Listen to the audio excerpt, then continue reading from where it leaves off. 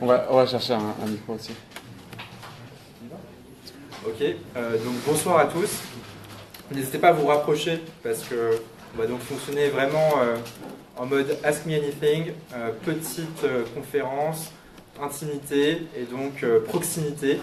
Donc n'hésitez pas à vous rapprocher. C'est ça, voilà. On est là pour discuter entre nous. Le sujet, vous le connaissez, c'est l'IA, Big Data et Privacy, vie privée, protection de la vie privée, protection des données personnelles.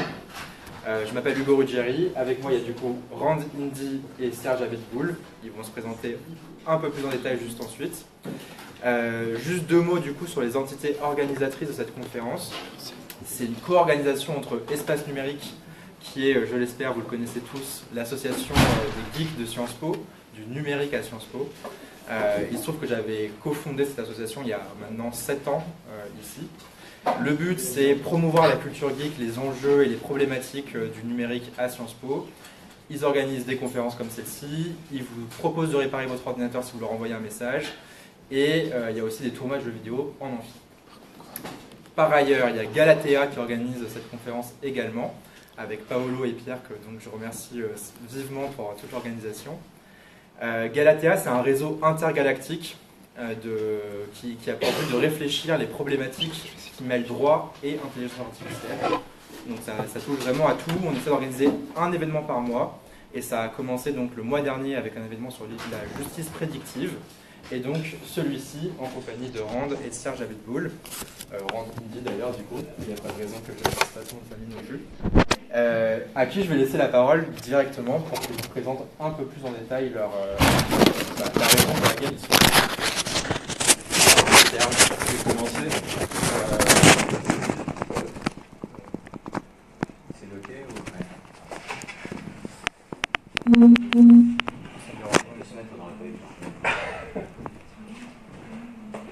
Bon, donc je ne vais pas faire un très gros baratin parce que je crois que le format c'est plutôt de faire une vraie discussion avec des vraies questions et un vrai partage. Mais bon, je vais parler quelques minutes. Donc le sujet c'est Big Data and Privacy. Mes diapos seront moitié en anglais, moitié en français parce que j'ai l'occasion de les traduire. Je suis à l'Institut National de Recherche en Informatique et Automatique, c'est-à-dire que je suis un informaticien, pas un geek, mais un informaticien, et physiquement à l'École normale supérieure rue du Humain. Alors, ça c'est ce qu'on a tous remarqué. Alors évidemment, les gens sont tous un peu séparés. Hein. Il y a un côté, d'un côté, c'est super cool, il y a des nouvelles apps, on est vachement heureux avec tout, puis de l'autre côté, on est fliqué par les entreprises, on est fliqué par les gouvernements. Donc il y a à la fois ce côté un peu, cette espèce de dédoublement de personnalité. En même temps, on a un peu la trouille devant les nouvelles techno parce qu'on ne les comprend pas typiquement. Et en même temps, on est super content de les avoir. Et bon, j'ai mis des raisons. Hein. C'est pas idiot, il y a plein de promesses, il y a plein de réalisations. Moi, je suis scientifique, donc en science, la science aujourd'hui, ça bouge grâce à ça. Mais il y a aussi des choses qui font que, par exemple, on a l'impression par moment que la démocratie s'affaiblit avec ces nouvelles technologies. Alors, tout ça, c'est à partir du... Est-ce qu'on en a besoin? Vous entendez au fond ou... Ouais, c'est bon. Pour l'instant, il n'y a pas besoin. Je te remercie. Donc tout ça, c'est qu'à partir du moment où des êtres humains sont impactés par les décisions, alors ils ont parlé de justice prédictive, pour les lycéens il y avait APV, à partir du moment où il y a des décisions importantes qui sont prises par des algos, il y a des questions éthiques qu'on ne peut pas mettre sur le côté. Tant que l'algorithmique était dans les entreprises, c'était des logiciels d'entreprise et tout, ça allait bien. Ces données d'entreprise, on s'en fout un peu. À partir du moment où des citoyens sont impactés, il y a évidemment plein de sujets éthiques à traiter. J'ai mis juste il y a 10 histoires qui sont sorties dans la presse, j'en ai mis une parce que c'est carrément un peu là, c'est paradigmatique. Hein. C'est des machines qui sont, des algorithmes qui sont utilisés, un logiciel qui s'appelle Compass, qui est utilisé aux États-Unis pour faire de la liberté sous conditions, pour décider si on met le parole américain. Et donc c'est un petit peu simple. Aux États-Unis, on met en liberté conditionnelle s'il y a peu de probabilité de récidive. Donc il suffit d'estimer ça. Et il se trouve que les algorithmes estiment plutôt mieux que les juges. En particulier, hein, quand on passe à des logiciels, en général, ça se passe mieux. Hein. Les juges, ils sont hyper biaisés, ils ont des préjugés ratios. Après manger, ils sont vachement plus tolérants qu'avant de bouffer, etc. Donc les machines font beaucoup mieux. Mais quand même, on a mesuré, on s'est aperçu que ces ordinateurs avaient des biais ratios. Pourquoi? Parce que c'était basé sur du machine learning.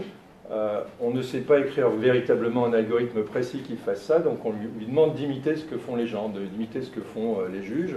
Donc on lui a fait avaler tout un paquet de décisions de justice, et puis l'algorithme a reproduit les biais de ces décisions de justice. Alors encore une fois, il n'y a pas de... c'est pas un spell, c'est pas quelque chose qui est définitif. On peut corriger pour corriger le biais. Ce qui est beaucoup plus facile qu'avec des juges humains pour lesquels on ne peut rien faire. Bien, alors ça c'est un point de vue personnel en data science, donc big data, machine learning, tout ça. Maintenant on sait de mieux en mieux résoudre des problèmes, maintenant il faut apprendre à le faire bien. Je vais un peu vite. Et un des sujets, c'est l'accès aux données.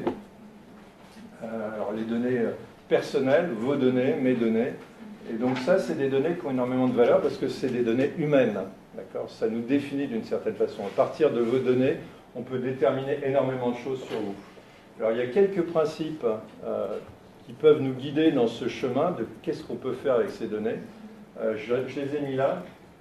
On pourra en reparler pendant toute la soirée parce que je pense que c'est un peu le sujet de la soirée. Le premier principe, c'est qu'on n'arrête pas de vous bassiner avec vos données personnelles. Il y a très peu de données qui soient vraiment individuelles. La plupart des données sont sociales.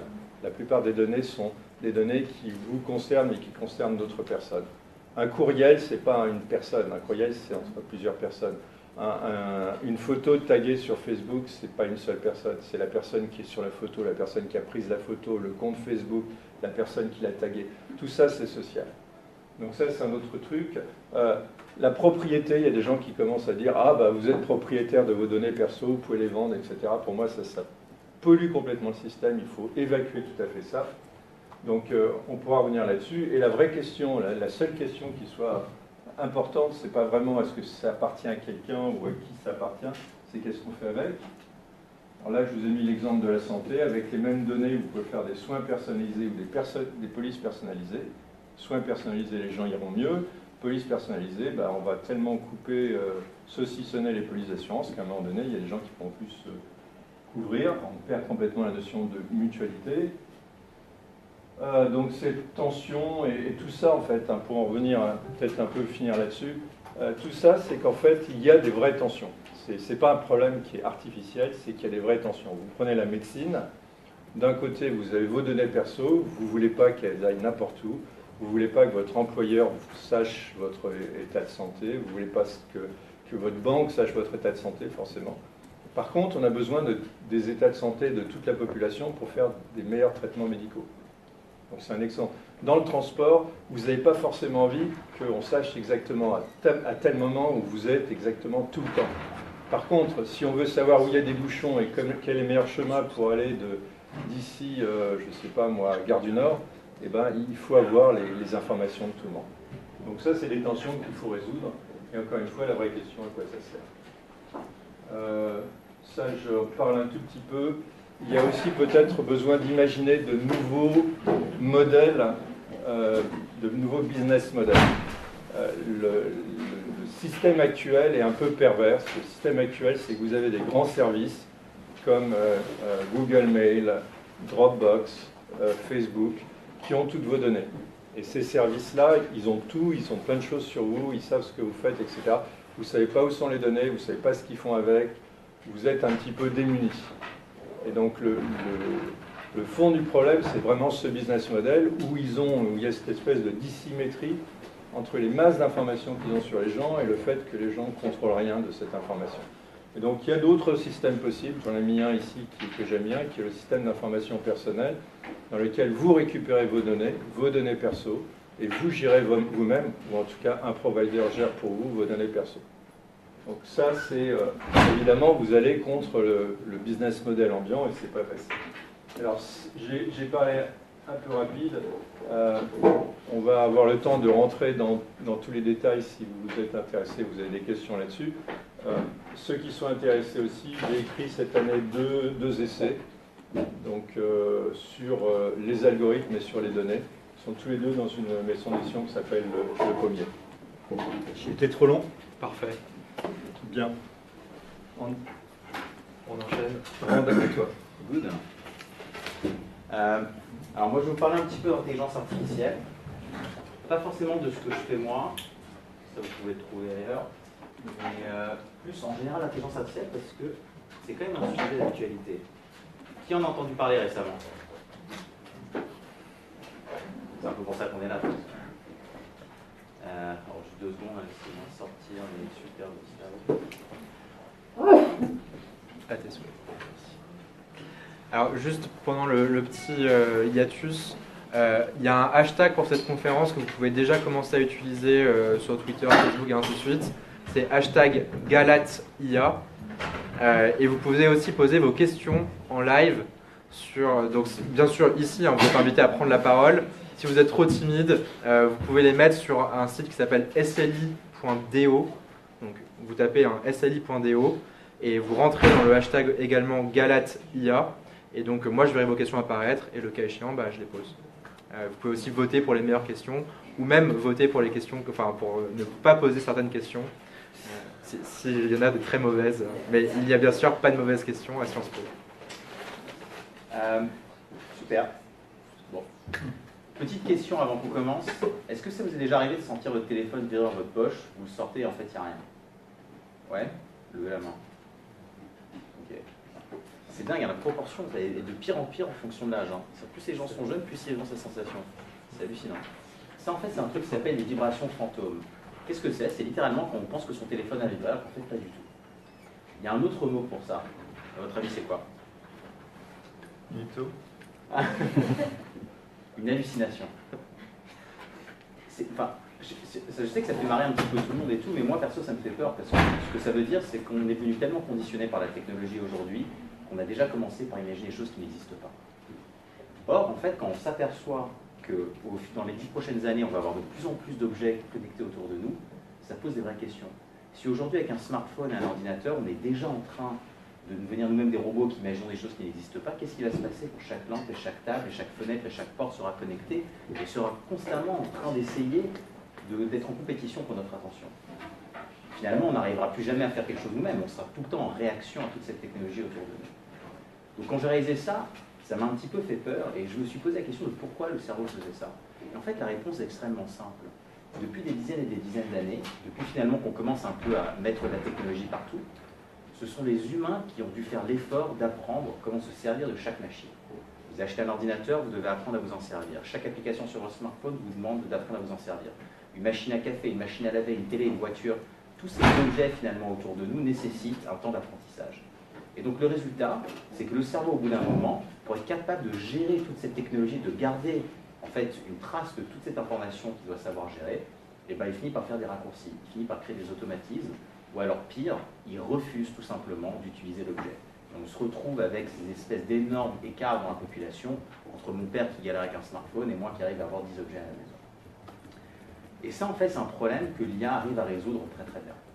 Pourquoi? Parce que si tous les objets autour de nous sont capables de communiquer avec les humains comme les humains communiquent entre eux, c'est-à-dire en leur parlant, en utilisant le langage naturel, finalement, on n'a plus vraiment besoin d'apprendre comment nous servir de toutes ces machines, on peut directement leur demander ce qu'on a envie. Tout le monde ici n'a pas besoin d'apprendre comment moi je fonctionne pour comprendre ce que je suis en train de vous dire, parce qu'on partage en fait une interface universelle qui est le langage. Et donc si les machines ont cette interface aussi, si elles sont capables d'avoir du langage, et finalement on n'en a plus rien à faire de comment elle marche.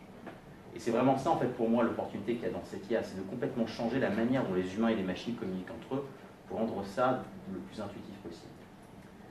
Donc l'IA, ça a mis vachement de temps à démarrer, c'est pas nouveau comme idée, ça fait des années que ça existe, sauf que dernièrement il y a eu cette espèce d'accélération fulgurante. Et en fait elle est due à la convergence de 2 facteurs. Le premier, c'est la puissance de calcul qui est devenue quasiment infinie et gratuite pour tout le monde. À l'époque où j'avais commencé mon doctorat, c'était en 2006-2007, il m'avait fallu 400 ordinateurs pour faire l'équivalent de ce que je peux faire sur mon laptop aujourd'hui. Et c'était pas il y a longtemps non plus, quoi. C'était il y a 12 ans, quoi. Donc l'intelligence artificielle est notamment due à la puissance de calcul, mais aussi au volume de données accessibles. Et je vais expliquer ça. Pour que les machines apprennent à faire des trucs, il leur faut de la data. Et donc plus on a récolté de la data, plus on a de puissance de calcul pour traiter cette data, plus on a pu faire tourner des algorithmes d'intelligence artificielle compliqués. Et donc l'intelligence artificielle, c'est finalement la conséquence de la phase d'expansion du cloud et la phase d'expansion du big data. C'est vraiment le cumul de ces deux choses-là qui fait qu'aujourd'hui ça marche. Et donc il y a un moment dans le futur pas trop lointain, moi j'estime ça à 2030 à peu près. C'est un truc qui n'est pas scientifique du tout, c'est fait exprès. C'est parce que en fait si jamais j'avais fait un truc propre, les gens auraient pensé que c'est de la vraie data, alors que là c'est complètement un truc au pifomètre. Hein. Mais c'est à peu près 2030. Hein. Donc à peu près dans une quinzaine d'années, on peut s'imaginer que les capacités de ces intelligences artificielles vont aller au-delà des problèmes qu'elles essayent de résoudre. Et donc notre perception de la technologie est qu'elle aura totalement disparu. C'est-à-dire que ça sera devenu tellement intuitif et tellement naturel de parler avec des machines, ça deviendra un petit peu comme l'électricité, quelque chose d'ambiant qu'il y a partout, auquel finalement on arrête de penser. Et donc pour moi c'est vraiment ça l'enjeu de l'intelligence artificielle, c'est cette idée de pouvoir faire disparaître la technologie en la rendant extrêmement bien intégrée dans le monde. Je peux continuer un petit peu ? 2 minutes. 2 minutes ? D'accord. Donc juste pour expliquer qu'est-ce que c'est que l'intelligence artificielle, tu peux me donner une définition ? Vous pouvez essayer, hein. N'ayez pas peur, personne ne la connaît. Tiens, toi. J'ai une définition de l'intelligence artificielle. Ouais. L'intelligence artificielle, c'est un programme qui est capable d'agréger des données de manière autonome et pouvoir comprendre de nouvelles problématiques qu'on ne lui a pas apprises grâce à son historique de données. Ok, donc tu as mélangé pas mal de trucs là-dedans. En fait, l'intelligence artificielle, c'est un concept qui est beaucoup plus simple. C'est l'idée de reproduire un comportement humain dans une machine, tout simplement. Et il y a tout un tas de techniques en fait qui existent pour faire ça, dont une catégorie qui s'appelle le machine learning, qui est un petit peu ce que tu as décrit. L'idée du machine learning, c'est quoi? C'est au lieu de programmer la machine en lui disant voilà comment doit se comporter l'humain, ou voilà comment doit se comporter la machine, on va lui donner des exemples du comportement, et la machine va apprendre par elle-même, à partir de ces exemples, à reproduire ce comportement. Donc on va lui montrer 15 fois une chaise, et au bout d'un moment, la machine a compris comment elle devait reconnaître une chaise. Et parmi les techniques de machine learning, il y en a une qui s'appelle le deep learning, qui est très à la mode en ce moment. Donc le deep learning est une branche du machine learning, qui est une branche de l'intelligence artificielle. Et aujourd'hui, très souvent, que les gens qui font de l'IA font du deep learning, donc on peut utiliser les trois de manière interchangeable, mais ça va complètement changer en fait dans les quelques années qui vont venir. C'est clair? C'est surtout qu'aujourd'hui, à la télévision, quand on parle d'IA, on parle en général de deep learning, mais le domaine lui-même est beaucoup plus gros. D'ailleurs, en fait, on va avoir beaucoup de nouvelles techniques qui vont commencer un peu à se fusionner. Vous voulez que je vous explique le deep learning, comment ça marche? Oui. Ouais. C'est la première question. Ah, c'est la première question. Comment ça marche le deep learning? Il faut l'écrire sur le SLIDO, s'il te plaît. Donc le deep learning, en fait, c'est pas si compliqué que ça. On essaie de vous faire croire que c'est un truc extrêmement compliqué, mais les mathématiques derrière sont finalement pas si complexes. Conceptuellement, comment ça marche? C'est très vaguement inspiré du cerveau humain, mais le cerveau humain ne marche pas vraiment comme ça, mais bon, c'est une analogie qui est quand même pas trop mal. L'idée, c'est que chacun de ces petits points, c'est un neurone artificiel. Et on va les disposer en couches successives comme ça, et on va connecter chacun des neurones aux neurones de la couche d'après. Donc celui-là est connecté à tous ceux qui sont là, à celui-là à tous ceux qui sont là, à celui-là à tous ceux qui sont là, et ainsi de suite. Vous avez compris le concept, en fait, c'est pour ça qu'on appelle ça un réseau de neurones. Et toute l'idée du machine learning, c'est qu'en regardant la data, ce réseau va commencer à pondérer ces différentes connexions. Donc il va donner un poids plus ou moins fort à ces différentes connexions entre ces différentes couches. Et c'est grâce à ça que la machine, en fait, va apprendre à reconnaître des concepts. Donc par exemple, si on veut reconnaître qu'est-ce que c'est qu'un chat, ce qu'on va faire, c'est qu'on va donner chaque pixel de l'image de chat dans la première couche de neurones. Donc chaque petit point ici, c'est un pixel de l'image. On n'a jamais à aucun moment décrit ce que c'était qu'un chat, on n'a que donné des pixels. Et en combinant ces différents pixels, en regardant tout un tas d'images de chats différents, au bout d'un moment, le réseau aura appris « Ah ben tiens, il y a un truc que je vois assez souvent qui s'appelle un bord ». Et maintenant, en fait, le réseau a appris le concept de bord parce que c'est quelque chose qui est récurrent dans des images de chats. Une fois qu'on a appris le concept de bord, on peut combiner ces différents bords pour créer une représentation abstraite de ce que c'est qu'un chat. Et à partir de là, on est donc capable de prédire ce que c'est qu'un chat. Donc c'est conceptuellement extrêmement simple. Hein. C'est vraiment cette idée-là, c'est qu'on va combiner ces différents concepts au fur et à mesure pour être capable en fait, de se représenter ce qu'on est en train de regarder. Ce qui est remarquable là-dedans, c'est qu'à aucun moment, un humain a dû décrire ce que c'était qu'un chat. Et c'est ça en fait la vraie puissance du machine learning et le vrai changement de paradigme dans l'informatique, c'est que ça nous permet en fait de modéliser, d'automatiser des choses que les humains ne pourraient pas forcément comprendre. La seule chose que vous avez besoin pour être capable d'automatiser une tâche par ordinateur aujourd'hui, c'est de la data qui représente ce comportement. Voilà. Il y a des problèmes plus ou moins faciles à faire avec ça, mais d'une manière générale, en fait, on passe d'un monde où il fallait comprendre le problème et programmer la machine pour effectuer cette tâche-là, à un monde en fait où on a juste besoin maintenant de récupérer la data et de laisser la machine apprendre à reproduire ce comportement. Ce qui est forcément beaucoup plus facile à faire. Et si je peux compléter deux petits aspects. Premièrement, dans ce que tu as dit, Rand, j'étais complètement d'accord. Ce qui a beaucoup changé les choses, c'est... Mais je vais après dire que pas que ça. C'est d'abord le fait qu'il y a de plus en plus de puissance de calcul considérable et qu'il y a de plus en plus de données considérables, des données qui sont même annotées, c'est-à-dire qu'on sait ce qu'il y a dedans. Donc ça, c'est quelque chose qui permet d'entraîner des machines de façon vachement sophistiquée.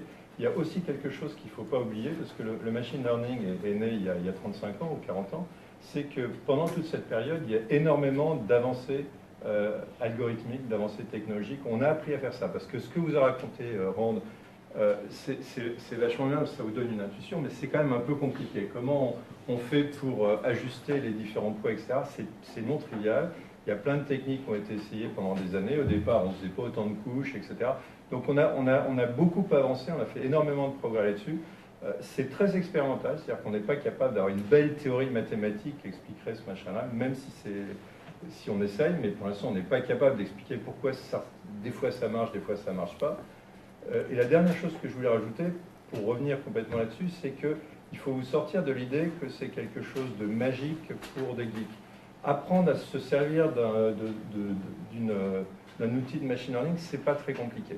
C'est-à-dire que vous pouvez, dans votre domaine, les sciences politiques, l'économie, ce que vous voulez, apprendre un peu à programmer, il faut quand même savoir programmer, apprendre à se servir de ces boîtes, et vous êtes capable, disons après quelques mois de training, d'utiliser des choses qui sont quand même géniaux, hein, c'est-à-dire des outils qui, à première vue, vont vous paraître magiques. Ça n'a rien de magique, c'est des outils que vous pouvez tous utiliser. C'est pour vraiment faire un raccourci qui est absolument terrible, mais qui est un peu ça.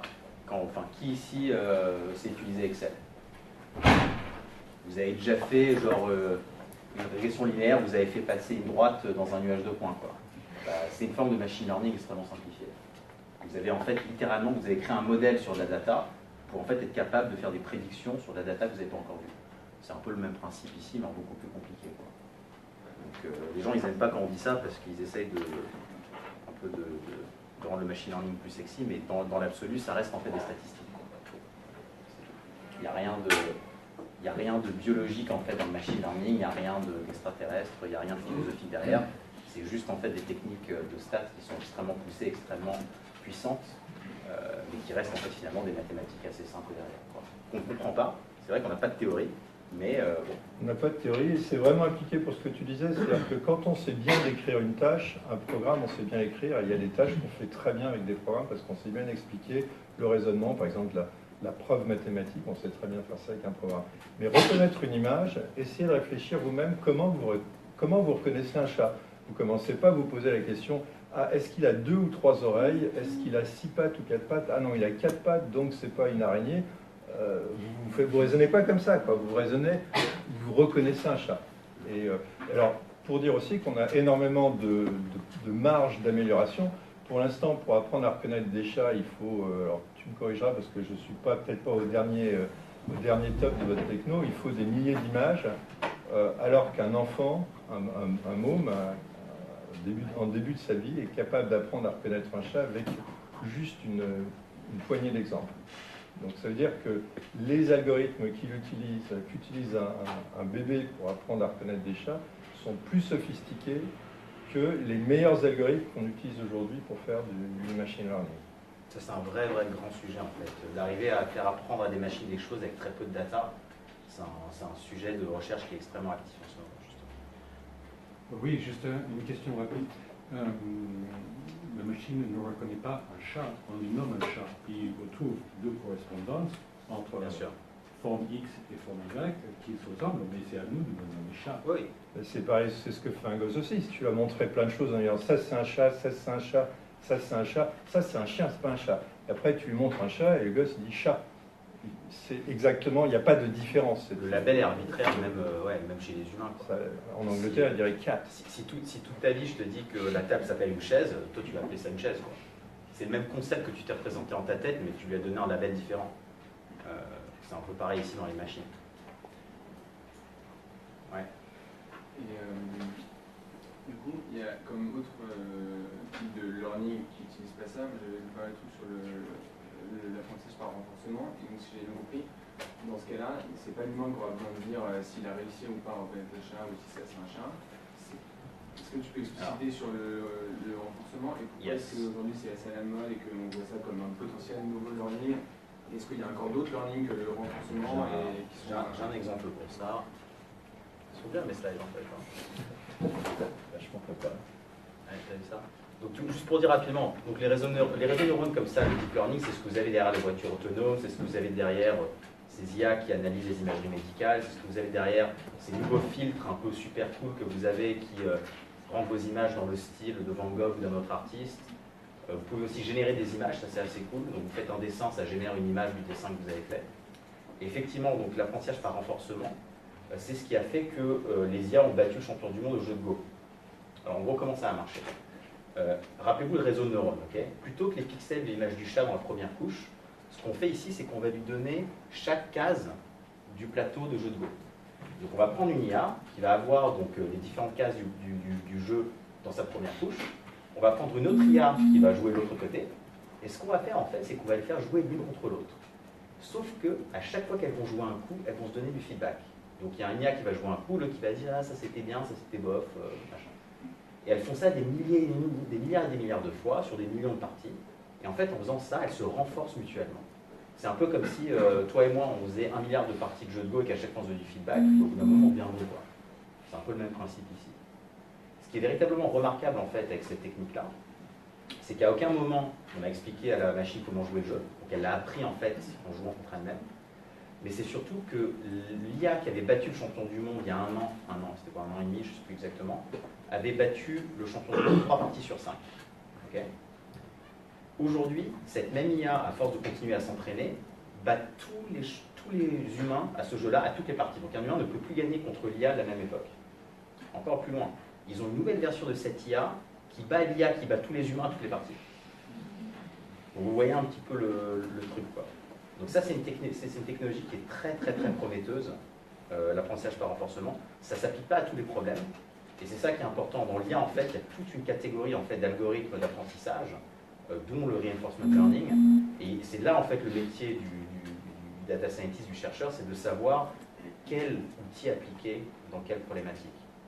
Et pour être honnête, parfois, vous n'avez même pas besoin de faire du deep learning. Il y a des problèmes, en fait, qui sont tellement simples à résoudre que des technologies beaucoup plus classiques de machine learning marchent très bien. Il faut forcément deux IA qui jouent, il faut forcément deux intelligences spéciales qui se rencontrent. Est-ce qu'une intelligence spéciale, comme quand on conduit par exemple, c'était dans ce cas-là, pourrait se renforcer elle-même sans être en feedback avec une autre alors, IA, ça c'est pas forcément de l'apprentissage par renforcement, c'est juste qu'en fait, au fur et à mesure que la voiture conduit, si tu veux, tu vas améliorer l'IA parce que tu vas récupérer de la data. Donc c'est juste que la voiture, en fait, elle a de plus en plus de data, quoi. Alors ceux-ci font du renforcement dans la voiture, mais ça je sais pas. Mais, je crois qu'ils en font en particulier quand il y a des incidents. Ouais. C'est-à-dire que si une voiture est présentée rencontre un incident et s'en sort bien, elle dit cette façon, c'est probablement la bonne façon de se sortir de l'incident. Mais comme Rand a dit, massivement sur les voitures, c'est pas des techniques de renforcement pour l'instant qui sont utilisées, c'est plutôt des techniques classiques d'apprentissage de situations, en particulier des situations avec des êtres humains, donc à imiter la conduite d'êtres humains. Il y a un truc important qu'il faut vraiment garder en tête, c'est que beaucoup des résultats qu'on voit aujourd'hui apparaître sont des résultats théoriques qui sont faits sur des jeux de données qui sont assez propres. Il y a très peu de systèmes d'IA qui ont été déployés dans le monde réel et qui marchent très bien dans le monde réel. Pourquoi? Parce qu'en fait, dans le monde réel, il y a tout un tas de cas qu'on ne sait pas encore gérer, qu'on n'a pas forcément vu dans la donnée propre, il y a du bruit, le capteur il a foiré, tout un tas de problèmes en fait qu'on rencontre et auxquels on doit s'adapter. Et ça, c'est un vrai challenge d'ailleurs, et c'est un petit peu une direction que prennent beaucoup de boîtes qui font de l'IA, c'est de commencer un petit peu à faire moins de recherche théorique, comme ça a été le cas depuis quelques années, et de commencer à faire véritablement en fait de l'IA appliquée, c'est-à-dire de le mettre en fait dans la nature et de voir si ça marche, quoi. Parce que bon, c'est bien beau d'avoir un super beau papier à présenter dans une conférence, mais au final, si ça marche pas, ça marche pas. Et vous serez étonné du nombre en fait d'algorithmes qui juste en fait ne tiennent pas le test de la vraie vie, quoi. Même Google, hein, ils avaient eu tout un tas de problèmes avec leurs algos de reconnaissance d'image. Enfin, et je pense que tu pourras en parler avec les problèmes de biais, tous ces trucs-là. Oui, il y a un cas assez connu où ils reconnaissaient, ils avaient été entraînés qu'avec des personnes blanches. Et donc, ils ne reconnaissaient pas, quand quelqu'un, ils avaient choisi une masse de données, j'imagine, côté de Mountain View, il n'y a que des blancs, il y a beaucoup de blancs, etc. Et donc, quand on leur présentait quelqu'un qui était noir, ils reconnaissaient moins bien le visage. C'est un biais ethnique qui n'était pas forcément souhaité. Mais ça aussi, c'est quand même quelque chose qui est quand même très important. Là, on commence à toucher les problèmes d'éthique, mais c'est un problème qui est vraiment un problème qu'on va rencontrer de plus en plus. C'est-à-dire qu'on vous balance un algorithme. Alors, déjà, on a du mal à vérifier que ça se passe bien. Mais tu travailles dans la cybersécurité, par exemple, déjà vérifier que l'algorithme ne va pas faire de bêtises, c'est déjà compliqué. Mais bon, on a commencé, on a appris, on sait faire un peu, on a des tests, on a des méthodes pour vérifier ça. Mais un algorithme apprenant, c'est encore plus compliqué. C'est-à-dire que vous prenez l'algorithme, a priori il se passe bien, mais puis vous allez le mettre dans le monde réel. Et dans le monde réel, il va être confronté avec des données et il va apprendre de ces données, il va se modifier. Donc il y avait par exemple le chatbot, un chatbot qui avait été mis en place, je crois Microsoft l'avait mis, et du coup les gens ont commencé à lui apprendre des mots racistes, des mots sexistes, tout ce qu'il fallait pour foutre un peu la panique. Et d'une certaine façon, la question c'est que bon, c'est comme un enfant à qui on apprend des gros mots, c'est pas bien grave, il faut le corriger, mais bon, c'était exactement la même chose dans un cadre public. Et il faut vraiment concevoir maintenant que quand on met dans un espace public un logiciel apprenant, il ne suffit pas d'avoir vérifié qu'il était bien jusqu'au moment où on le met. Il faut continuer d'une certaine façon en permanence à surveiller la façon dont il se développe, la façon dont il apprend. C'est-à-dire que le logiciel peut très bien aujourd'hui et dans une semaine, parce que quelqu'un a essayé de le détourner ou parce qu'il a appris des trucs qu'il n'aurait pas, ou parce qu'il a un problème d'apprentissage ou quoi que ce soit, peut se mettre à délirer. Donc il y a maintenant une question d'un point de vue éthique, suivre aussi l'algorithme quand il fonctionne.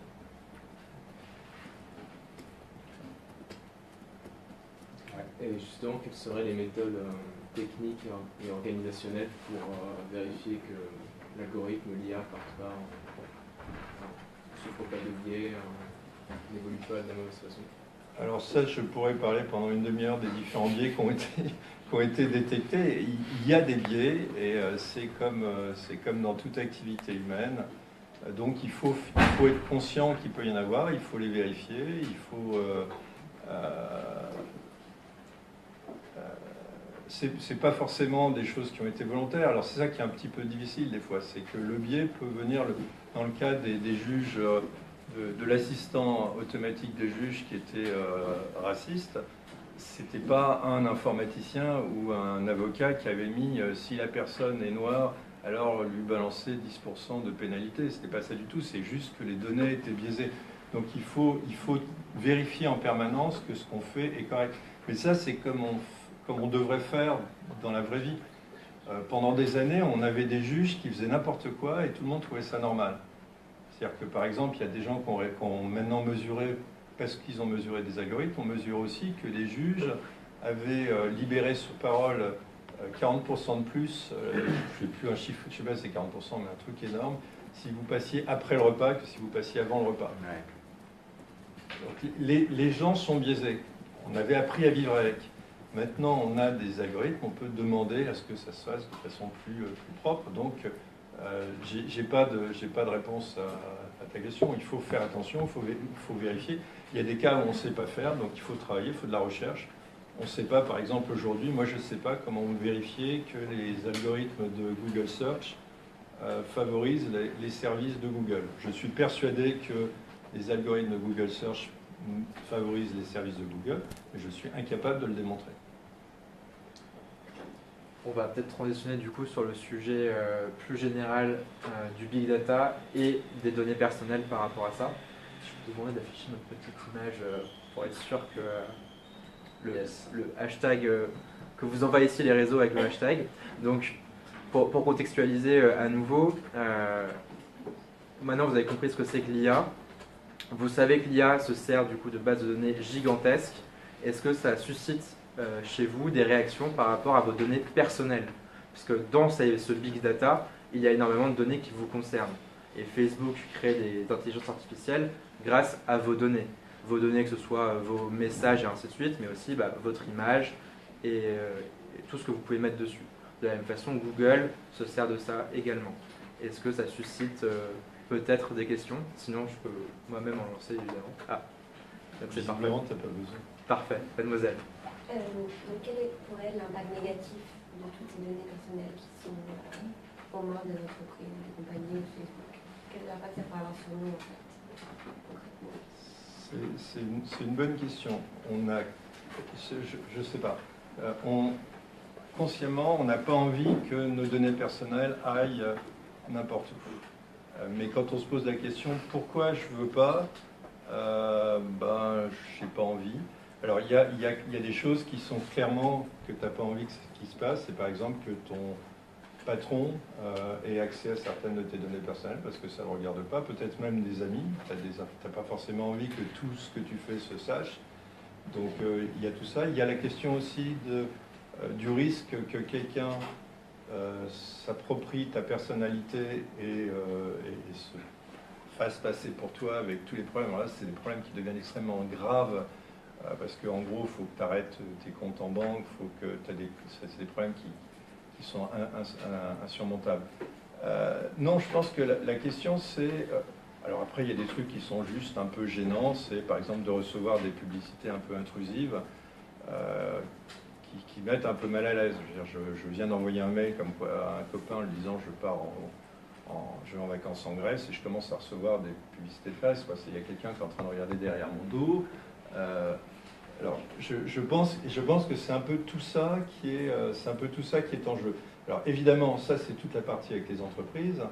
Avec la partie sur le gouvernement, c'est encore pire. C'est-à-dire que là, on est carrément dans est-ce qu'on est toujours en démocratie? C'est-à-dire que si le gouvernement peut savoir tout ce qu'il veut sur moi, peut avoir accès à toutes mes informations, est-ce qu'on est dans un pays de droit? Pour l'instant, j'ai un peu confiance dans le gouvernement actuel, mais qu'est-ce qui se passerait si le gouvernement basculait, devenait un gouvernement plus totalitaire? Ça me fait moyennement confiance. Donc, qu'est-ce qui se passe dans les pays carrément totalitaires? Donc là où le contrôle de l'information est total par le gouvernement.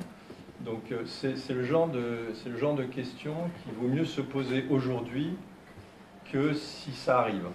D'accord? Tu peux faire confiance aux gens aujourd'hui, mais ça ne veut pas dire que tu devrais faire confiance aux gens dans le futur qui auraient accès à ces données. Tu vois? Et surtout qu'en plus, en ce moment, les piratages de masse sont monnaie courante. C'est que la sécurité n'existe globalement plus. Donc, toutes les entreprises, quelle que soit leur taille, quelle que soit leur sophistication, se font pirater un jour. Uber s'est fait pirater, on vient de le découvrir il n'y a pas longtemps. Tu sais que quand ton compte Uber se fait pirater, c'est l'adresse de chez toi, l'adresse de ton boulot, les gens que tu es allé voir, à quelle heure tu es allé les voir, à quelle heure tu es rentré, si tu as une maîtresse. Ces informations extrêmement riches, c'est tous tes déplacements en fait. Tu vois. Si ton téléphone se fait pirater et que tu n'as pas un mot de passe suffisamment bien dessus, bon, je ne te reviens pas ce qui se passe. Un truc tout bête, hein, si vous utilisez Zenly ou Snapchat ou des trucs comme ça, tu vois, ils ont des features de location, de tracking, de géoloc dans le background. C'est-à-dire qu'ils récupèrent votre géolocalisation en permanence pour vous montrer où sont vos potes et tout ça. Si quelqu'un pirate, mais même sur les mains, si quelqu'un pirate en fait ce service-là, ils ont l'intégralité de tous vos déplacements. Ils savent où vous avez été, ils savent ce que vous avez fait. Si je sais où tu as été, je sais que tu es allé à l'hôpital en sortant de boîte parce que peut-être que tu as pris un truc de trop. Tu vois, tous ces trucs-là, en fait, on peut les dériver à partir des données. C'est-à-dire que la donnée en elle-même n'est pas forcément ce qui est incriminant, c'est ce que tu es capable en fait d'en extraire comme information qui devient véritablement dangereux. Et là, effectivement, on ne parle même pas des cas où quelqu'un te ferait du chantage. Tu vois, c'est arrivé avec pas mal de gens qui se sont fait pirater leur compte iTunes il y a 2-3 ans. Pas mal de stars, ils ont reçu un mail, j'ai des photos de toi à poil, je les mets sur internet ou tu me donnes 100 000 euros quoi. Tu vois. Donc au final, la seule véritable protection contre tout ça, c'est de donner le moins de data possible aux services avec lesquels tu travailles. Et donc il y a vraiment ce concept en fait de minimisation de la donnée que tu donnes aux services externes. Pour complémenter ça, il y a dans les règlements européens, il y a ce concept de minimisation. Normalement, un service ne doit pas vous demander plus d'informations que ce qui est nécessaire pour ce service. Et je voulais, avant de te passer la parole, on avait rien gardé, il y a aussi un autre truc, une autre dimension qui, moi, m'inquiète beaucoup dans la fuite des données privées, des données personnelles, c'est... à la limite, on entend dire ce qu'avait dit le patron de Facebook, etc. Bon, on n'a rien à cacher, on montre tout, etc. Ce qui est évidemment une bêtise. Mais ce qui est plus grave, c'est que si, d'une certaine façon, on s'habitue à ce que nos données soient éparpillées, nos données soient disponibles, nos données soient ouvertes, ce qui, moi, me fait peur, c'est qu'on finisse par inconsciemment se mettre dans une espèce de normalité. C'est-à-dire qu'on va essayer de faire comme la majorité, parce qu'on ne veut pas se faire remarquer. On va avoir une attitude qui va être un peu uniforme parce que on est visible et on veut pas trop, on veut pas choquer, on veut pas. Donc on va juste finir par, d'une certaine façon, avoir une société qui est plus uniforme parce qu'on a cette pression d'être un peu trop visible par tout le monde. C'est un peu une inquiétude. Je sais pas, mais c'est un peu naturel de dire, si tout le monde sait ce que je vais faire, il y a des trucs que j'aurais bien fait, mais qui sont un peu des trucs, je sais pas, je serais bien sorti avec des potes et puis on aurait été fumé, mais si tous mes élèves voient qu'on est sorti et puis qu'on est allé fumer, ça va pas leur plaire, donc je le fais pas. Et d'une certaine façon, il y a cette espèce de pression pour faire bien, pour faire politiquement correct, parce qu'on est trop visible. Il y avait une question là-bas ? Oui, justement, j'aimerais bien avoir votre point de vue sur des modèles chinois qui, entre guillemets, deux modèles depuis développés de ce type d'autocratie big data, qui est en train d'être recréé progressivement dans pas mal de régimes autocratiques, notamment dans le Golfe. Donc la question est, comment est-ce qu'un citoyen pourrait se défendre contre ça? Et deuxièmement, est-ce qu'on est en train aussi de comprendre de risques d'avoir, entre guillemets, avec l'avènement maintenant de la science comportementale, de pouvoir en fait nudger un individu vers un certain type de comportement avec tant d'agrégats de données. Est-ce que, entre guillemets, on ne pourrait pas être poussé à mener vers certaines choses sans le savoir? Oui, d'ailleurs, le mec qui le conseil nudge, il a pas eu le prix Nobel, c'est pas mal à la mode en ce moment. Hein. Bah oui, enfin, et je pense que c'est exactement ce qui se passe avec la pub, hein, par exemple. Le targeting publicitaire ultra ciblé, ultra personnalisé, c'est pour pousser en fait à consommer un truc que tu n'aurais pas forcément cherché à acheter. Il faut vraiment faire la différence, par exemple, dans la pub entre quand tu fais une recherche Google et qu'il te montre pub sur le côté, c'est-à-dire que tu es en recherche active de quelque chose, et donc en fait on te propose des trucs par rapport à ce que tu recherches, ce qui a du sens, tu vois. Avec en fait, tu es en train de te balader sur un site, tu lis un blog, et on te pousse en fait une publicité qu'on pense va te nudger vers un comportement compulsif d'achat. C'est pas du tout la même chose, mais c'est exactement le même genre de phénomène en fait qui est en jeu ici. Et bon, par rapport à ta première question de est-ce que ce qu'ils font en Chine c'est bien, moi je trouve que c'est absolument horrible. Tu vois, cette idée que tu peux balancer ton voisin et que tout le monde est scoré en fonction de si c'est un bon citoyen ou pas, c'est exactement ce que tu décris comme normalisation en fait de la société. Ils l'ont déployé, quoi. C'est leur but, tu vois, ils veulent normaliser tout le monde. Tu vois, ils veulent que tout le monde soit exactement la même personne. C'est pour quel objectif, je sais pas. C'est leur théorie, ils ont leur propre théorie de société sur ce truc-là, tu vois. Mais nous, en tout cas, je pense en Europe, on est quand même très loin d'accepter quelque chose comme ça, quoi. Enfin, en tout cas, si quelqu'un essaie de le faire passer, ça sera beaucoup plus en douceur et beaucoup moins évident. On vous a transmis, juste pour un point, un petit documentaire qui s'appelle Nothing to Hide, qui est sur l'événement sur l'événement et qui retrace un peu, c'est un documentaire d'1h20 qui est assez intéressant sur ces questions justement de données personnelles et de contrôle finalement. Et puis on peut que vous recommander de regarder la série qui s'appelle Black Mirror, qui retrace justement cette question. L'excellente série. Ouais. pour Il y avait une question là-bas au fond. Garde-la juste une seconde parce qu'on a eu une question du coup sur les réseaux et en plus c'est parfaitement en lien. Donc c'est Pierre qui demande, alors je le cite du coup, on ne peut pas faire d'IA si on n'a pas une montagne de data. Or l'UE émascule les acteurs européens en les empêchant d'avoir de la data. Est-ce que l'IA n'est pas limitée à la Chine et aux États-Unis? Donc je suppose qu'il fait référence à ce nouveau règlement européen pour la protection des données personnelles. Je ne sais pas si vous avez entendu parler, mais donc c'est un règlement qui s'applique du coup à toute l'Union européenne et qui uniformise la protection des données personnelles au niveau européen en renforçant quelque peu les droits des personnes sur leurs données personnelles, mais surtout qui s'applique dans pas mal de cas à l'étranger aussi. C'est-à-dire que si vous êtes américain et que vous traitez des données personnelles d'Européens, vous êtes soumis aux obligations du règlement. Alors, sur ce truc-là, bon, déjà la réponse courte, c'est que c'est une connerie. D'accord. Je pense qu'il y a beaucoup plus d'opportunités qu'autre chose là-dessus, je vais expliquer pourquoi. Déjà, ce règlement européen qui s'appelle en anglais le GDPR, en français c'est RGPD. Ouais, d'accord. Okay. Déjà, il ne s'applique pas qu'aux entreprises européennes, il s'applique à toutes les entreprises, n'importe où dans le monde, qui veulent proposer un produit, un service à un résident européen. C'est-à-dire que Google ou Baidu, s'ils veulent proposer leur truc à un Européen en Europe, eh ben, ils sont obligés d'être compliant aussi. Donc ça déjà c'est très très important comme distinction parce que ça veut dire que ça ne limite pas que les entreprises européennes. C'est quelqu'un qui veut accéder au marché de 400 millions de personnes en Europe va devoir suivre les règles que nous on a établies comme étant les règles de privacy. Qui sont globalement, en fait le GDPR c'est globalement la loi 78 de la CNIL plus quoi. Hein, mais c'est vachement calqué sur ce truc là. Donc ça c'est le premier truc. Le deuxième truc, c'est qu'en réalité c'est une aubaine pour les boîtes européennes. Parce que justement on a perdu la bataille des plateformes jusqu'à maintenant, on a aujourd'hui zéro data dans les entreprises européennes. Or, dans le GDPR, il y a un truc qui s'appelle le droit à la portabilité des données personnelles. Et ça, c'est très très très important. Ça veut dire qu'en fait, aujourd'hui, enfin à partir de mai 2018, je peux aller voir Google en disant à Google, tu envoies toutes mes datas à tel autre provider de services de moteur de recherche, par exemple. Et non seulement Google doit le faire, mais en plus, ils doivent le faire de manière à ce que l'autre provider de service puisse les intégrer sans effort. Qu'est-ce que ça veut dire?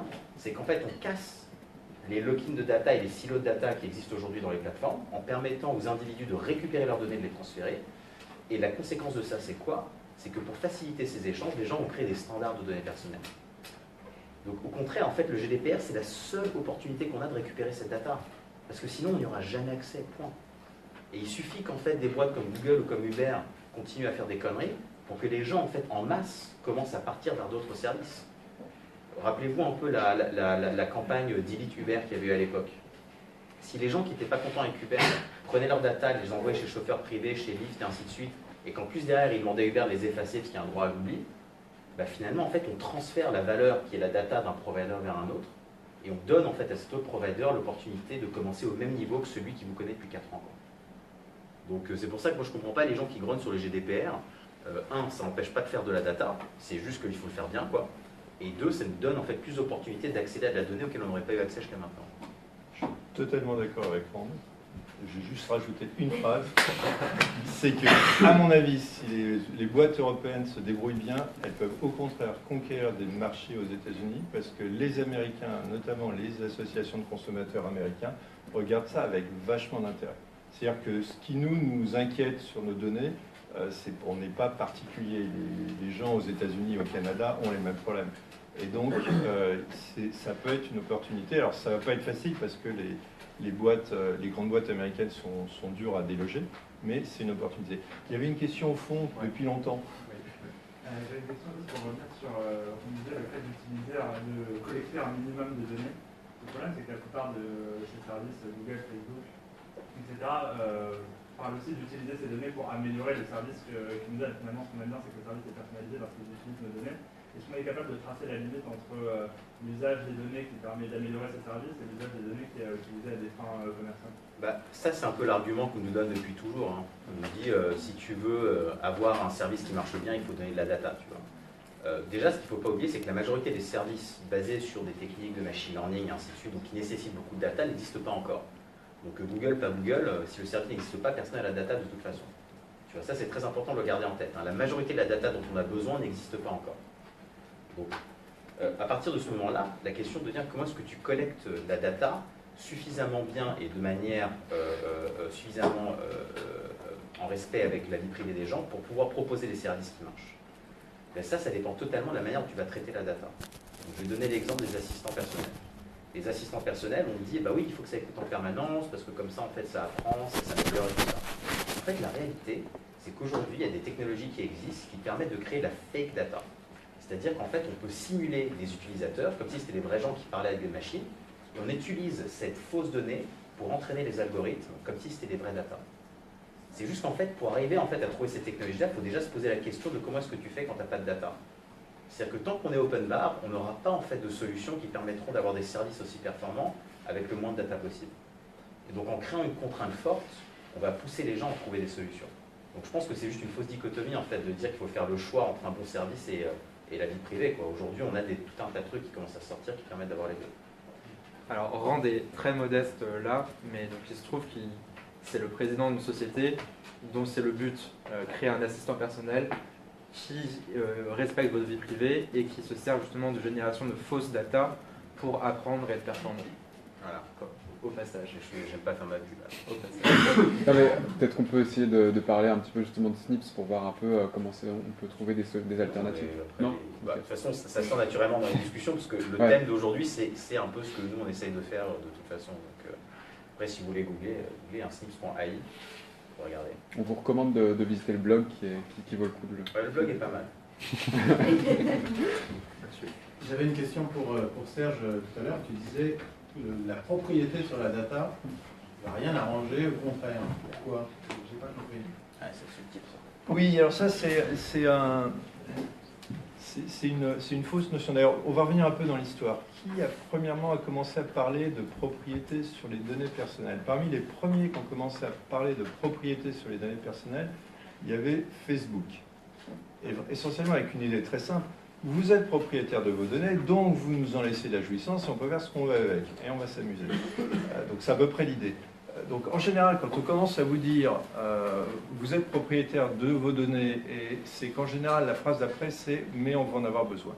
Donc la première question c'est est-ce que vous êtes vraiment propriétaire de vos données? Ça n'a pas beaucoup de sens d'être propriétaire des données. D'abord pour une raison très simple, c'est que quand vous essayez de regarder qu'est-ce que c'est des données personnelles, donc la définition de données personnelles, ce n'est pas une notion de propriété, c'est des données qui permettent de vous identifier ou qui sont identifiées par vous, donc qui sont des données qui sont à votre propos, qui vont permettre de peut-être trouver des informations sur vous. Bon, c'est ça des données personnelles. Ce n'est pas des données qui vous appartiennent. La notion d'appartenance là-dedans est juste quelque chose qui biaise totalement le débat. Surtout, si vous essayez de vous poser la question, qu'est-ce que j'ai qui m'appartient là-dedans? On est dans le numérique, on n'est pas... ça, c'est une bouteille d'eau, la filet est à moi.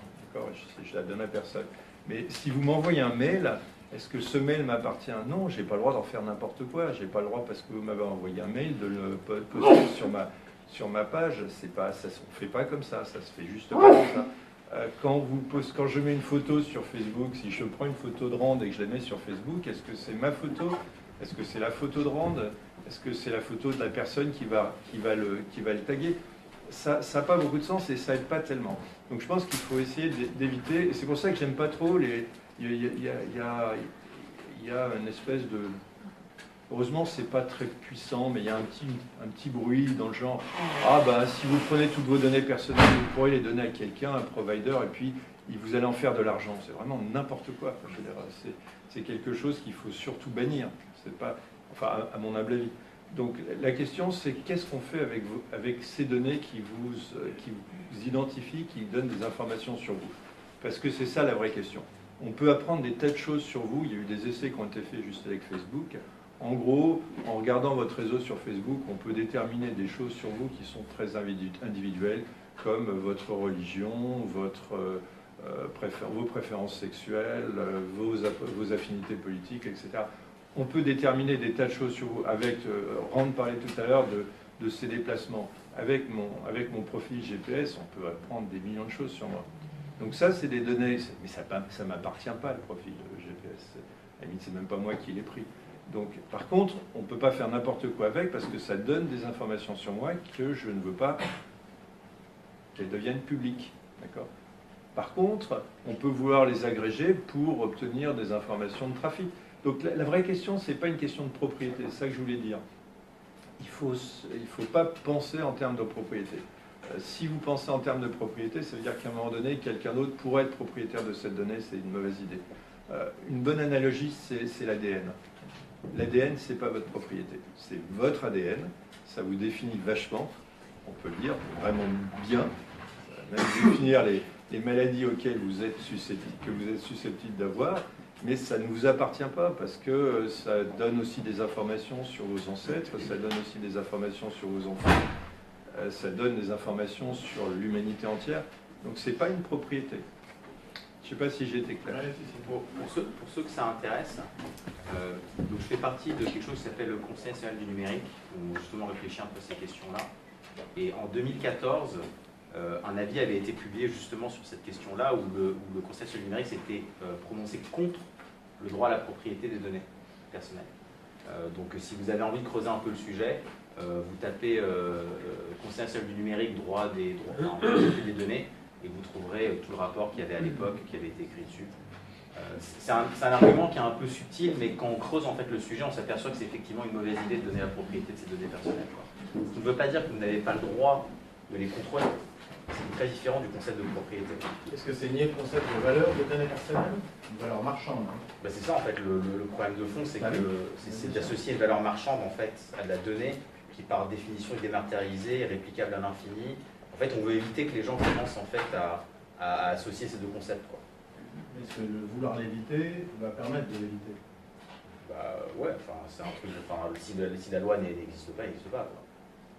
La loi n'interdit pas de faire du commerce. Vous n'avez pas le droit de vendre votre ADN. Oui, mais je peux vendre mon profil. Je le fais déjà. Bah, tout le monde peut le faire, oui. On l'interdit pas, quoi. Mais on l'interdit, bah oui. Non, mais c'est. Posez-vous la question si c'est une bonne idée. Non, ce qui est une autre question par ailleurs, que je pense ou vous pensiez que ce soit une bonne ou une mauvaise idée, encore une fois, c'est à la fois, je vous rejoins tout à fait, mais ça n'empêche pas que le problème se pose. Je ne crois pas que ce soit illégal aujourd'hui, mais si vous regardez la notion de données personnelles, alors je n'ai pas regardé, je ne sais pas si ça existe en France, mais dans la communauté européenne, il n'y a nulle part marqué la notion de propriété. Et c'est contraire aux conditions d'utilisation de vendre le profil. Donc il y a la notion de... Une seconde. Du coup, ce qu'on voit, c'est pas le droit d'accès aux données, c'est là qu'il y a une question de législation. Bah, ça, c'est géré par le GDPR. Le GDPR, il couvre bien ça déjà. Parce qu'en fait, il donne un droit d'accès à toute l'information qu'une boîte a sur nous. Il donne un droit de transfert de sa donnée personnelle. Il donne un droit à l'oubli. C'est que je peux dire à quelqu'un tu m'oublies. Enfin, il y a tout un tas de trucs comme ça. C'est hyper complet en fait. Hein. Moi, je reste encore assez halluciné que c'est passé. Hein. C'est impressionnant, surtout ce qui est impressionnant.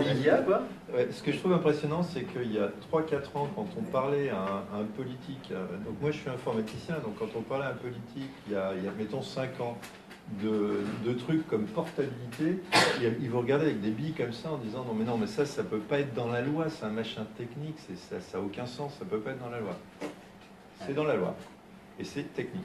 Donc il y a un autre truc en plus qui arrive derrière qui s'appelle le e-privacy, qui là pour le coup qui est peut-être un peu trop sévère. Donc là il y a pas mal de débats sur ça en ce moment, mais ça pour le coup ça va autant le GDPR ça va pas faire tomber beaucoup de boîtes, autant le e-privacy ça peut littéralement tuer tout le modèle publicitaire internet, quoi. Parce que c'est extrêmement contraignant sur les cookies, sur les trucs comme ça. Donc il y a un énorme débat autour de ça en ce moment, mais en tout cas il y a une véritable volonté au niveau européen d'être extrêmement ferme sur le tracking sur internet, sur l'exploitation des données personnelles et ainsi de suite. Et si on regarde bien, il faut se méfier quand même parce qu'il y a des idées qui sont un peu fausses, qui sont propagées. La publicité sur Internet, c'est un marché énorme. D'accord ? C'est ce qui a fait le succès de Google et de plein de gens. La publicité sur le web, c'est quelque chose de massif et c'est vraiment, je ne connais pas les chiffres, mais c'est 1 milliard. Par contre, le merchandising des données, c'est quelque chose, la vente de vos données entre entreprises, c'est quelque chose qui est beaucoup plus limité. Donc ça existe surtout aux États-Unis, c'est compliqué en Europe, ça se fait beaucoup moins. Et donc on est à des ordres de grandeur en dessous. ce qui marche beaucoup et ce qui se fait bien, c'est de la publicité. Et là, c'est pas quelque chose de fondamentalement malsain. On a c'est un peu poussé un peu l'idée de publicité qu'on avait dans les journaux, des choses comme ça. Personne ne veut interdire la publicité sur Internet, c'est juste qu'en fait, ils veulent pouvoir donner plus de contrôle aux gens sur est-ce qu'ils acceptent de se faire profiler ou pas, est-ce qu'ils acceptent de se faire traquer sur Internet ou pas. C'est plus des choses comme ça, en fait. Et par exemple, c'est bête, hein, mais les cookies, plutôt que d'avoir juste un panneau qui dit j'accepte, où finalement personne ne sait s'il peut ne pas accepter, parce que vous avez déjà posé la question, tu peux ne pas accepter.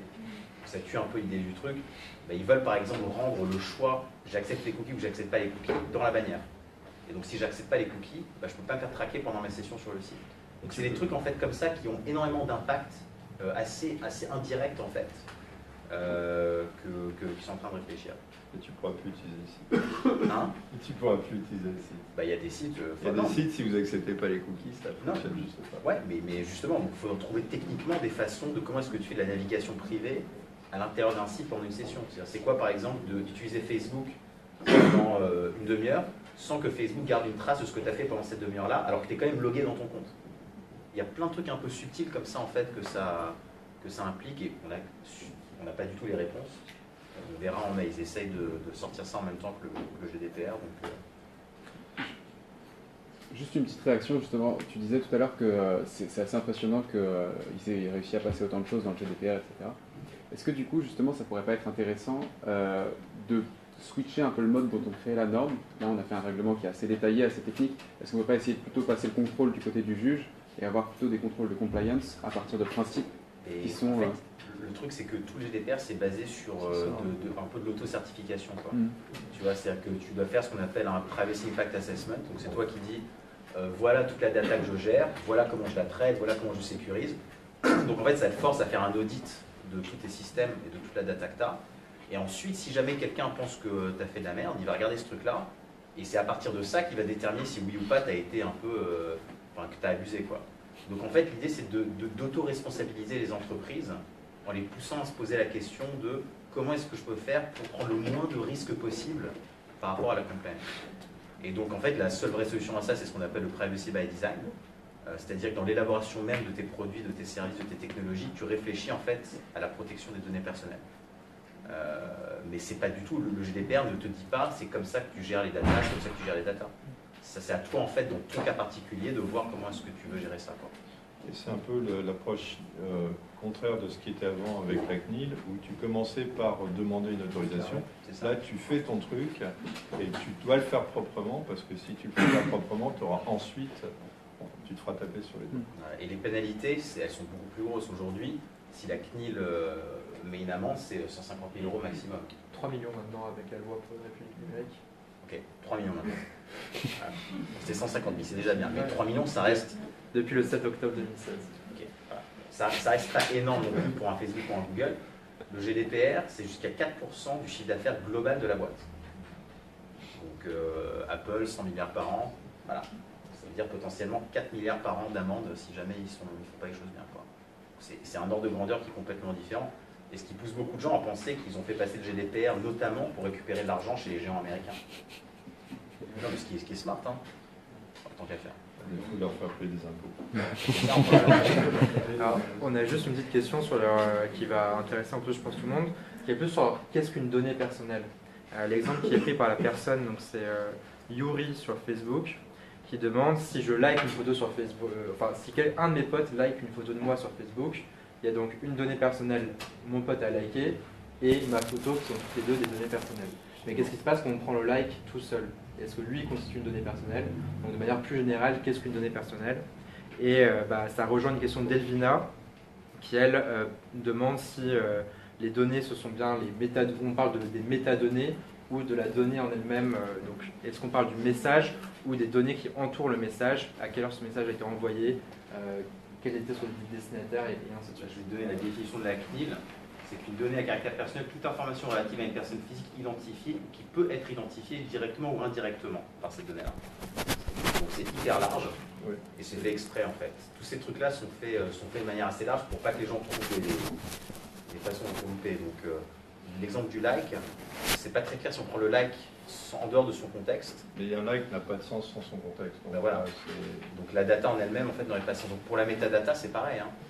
Ma géolocalisation, tu as beau en fait enlever mon identité de ma géologue, la réalité c'est que en regardant ma trace de géolocalisation, on sait où j'habite, on sait où je travaille. Et il s'avère que le couple adresse-habitation, adresse de travail est unique globalement pour chaque personne dans la population. Et donc c'est identifiant.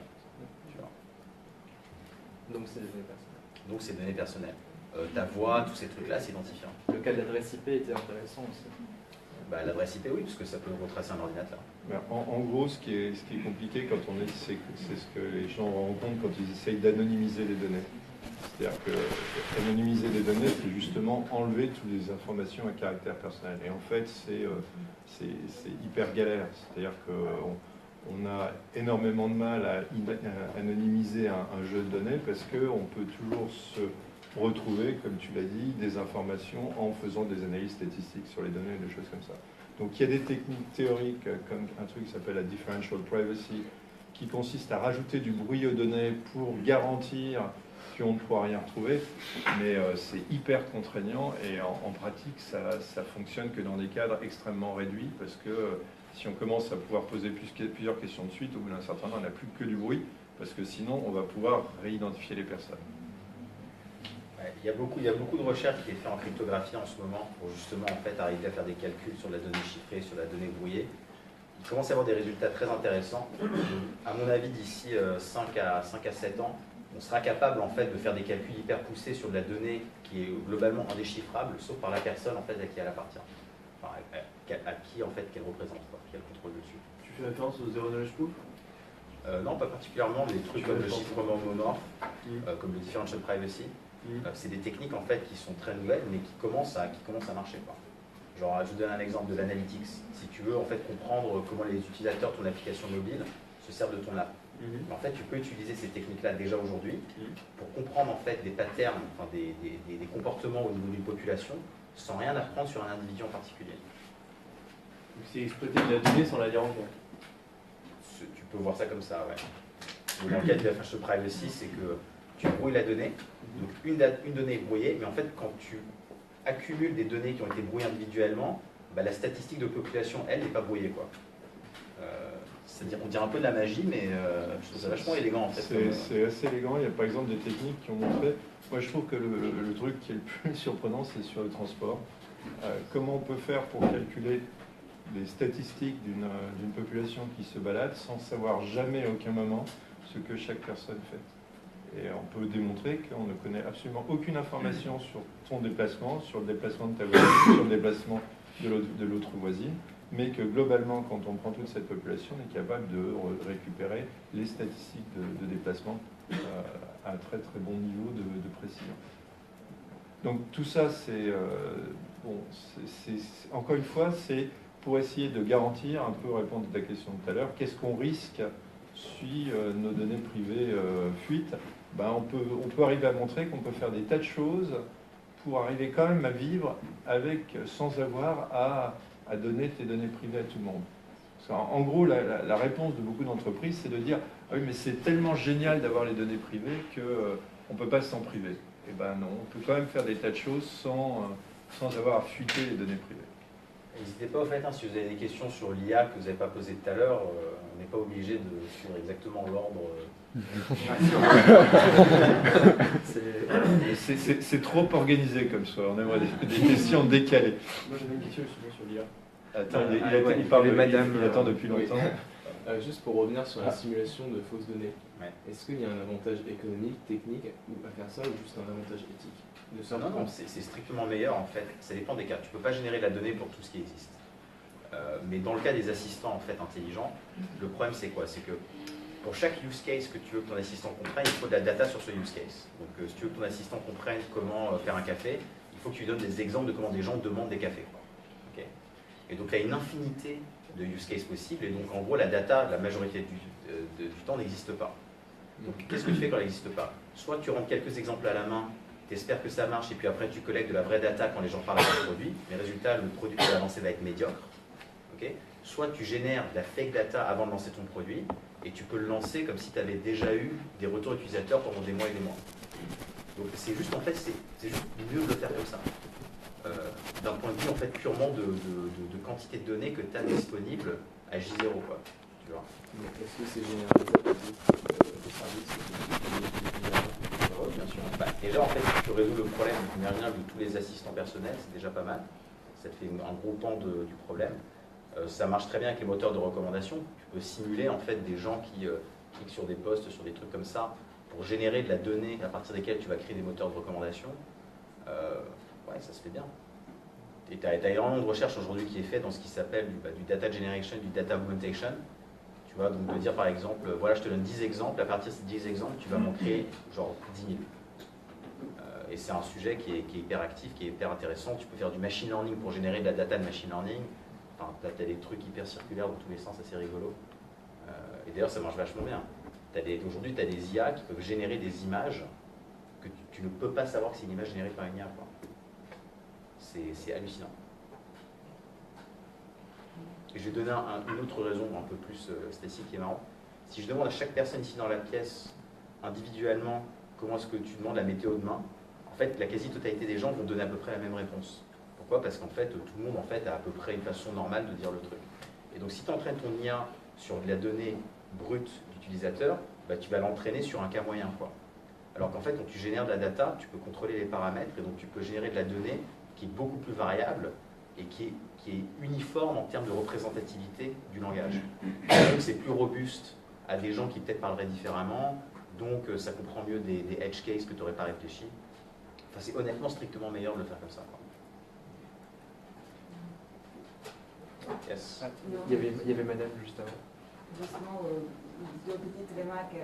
Une remarque qui me vient de ce que vous venez de dire. Dans le domaine de la justice, par exemple, on pourrait bien imaginer de traîner des algorithmes avec des masses de données dont la pertinence n'appartient pas à un système national, par exemple, qui fait normalement la légitimité de la décision des juges, mais personne pourrait être capable de saisir jusqu'à quel point la masse de données couvre les cas qui étaient, disons, décidés dans un pays où ça c'est quelque chose que je pense, en principe, du point de vue de la technologie, c'est possible, non? Sur les justices, c'est un petit peu compliqué parce que ce qu'on sait faire pour l'instant, c'est les cas où la justice est relativement simple. J'ai donné la notion de parole, c'est ça on sait à peu près faire.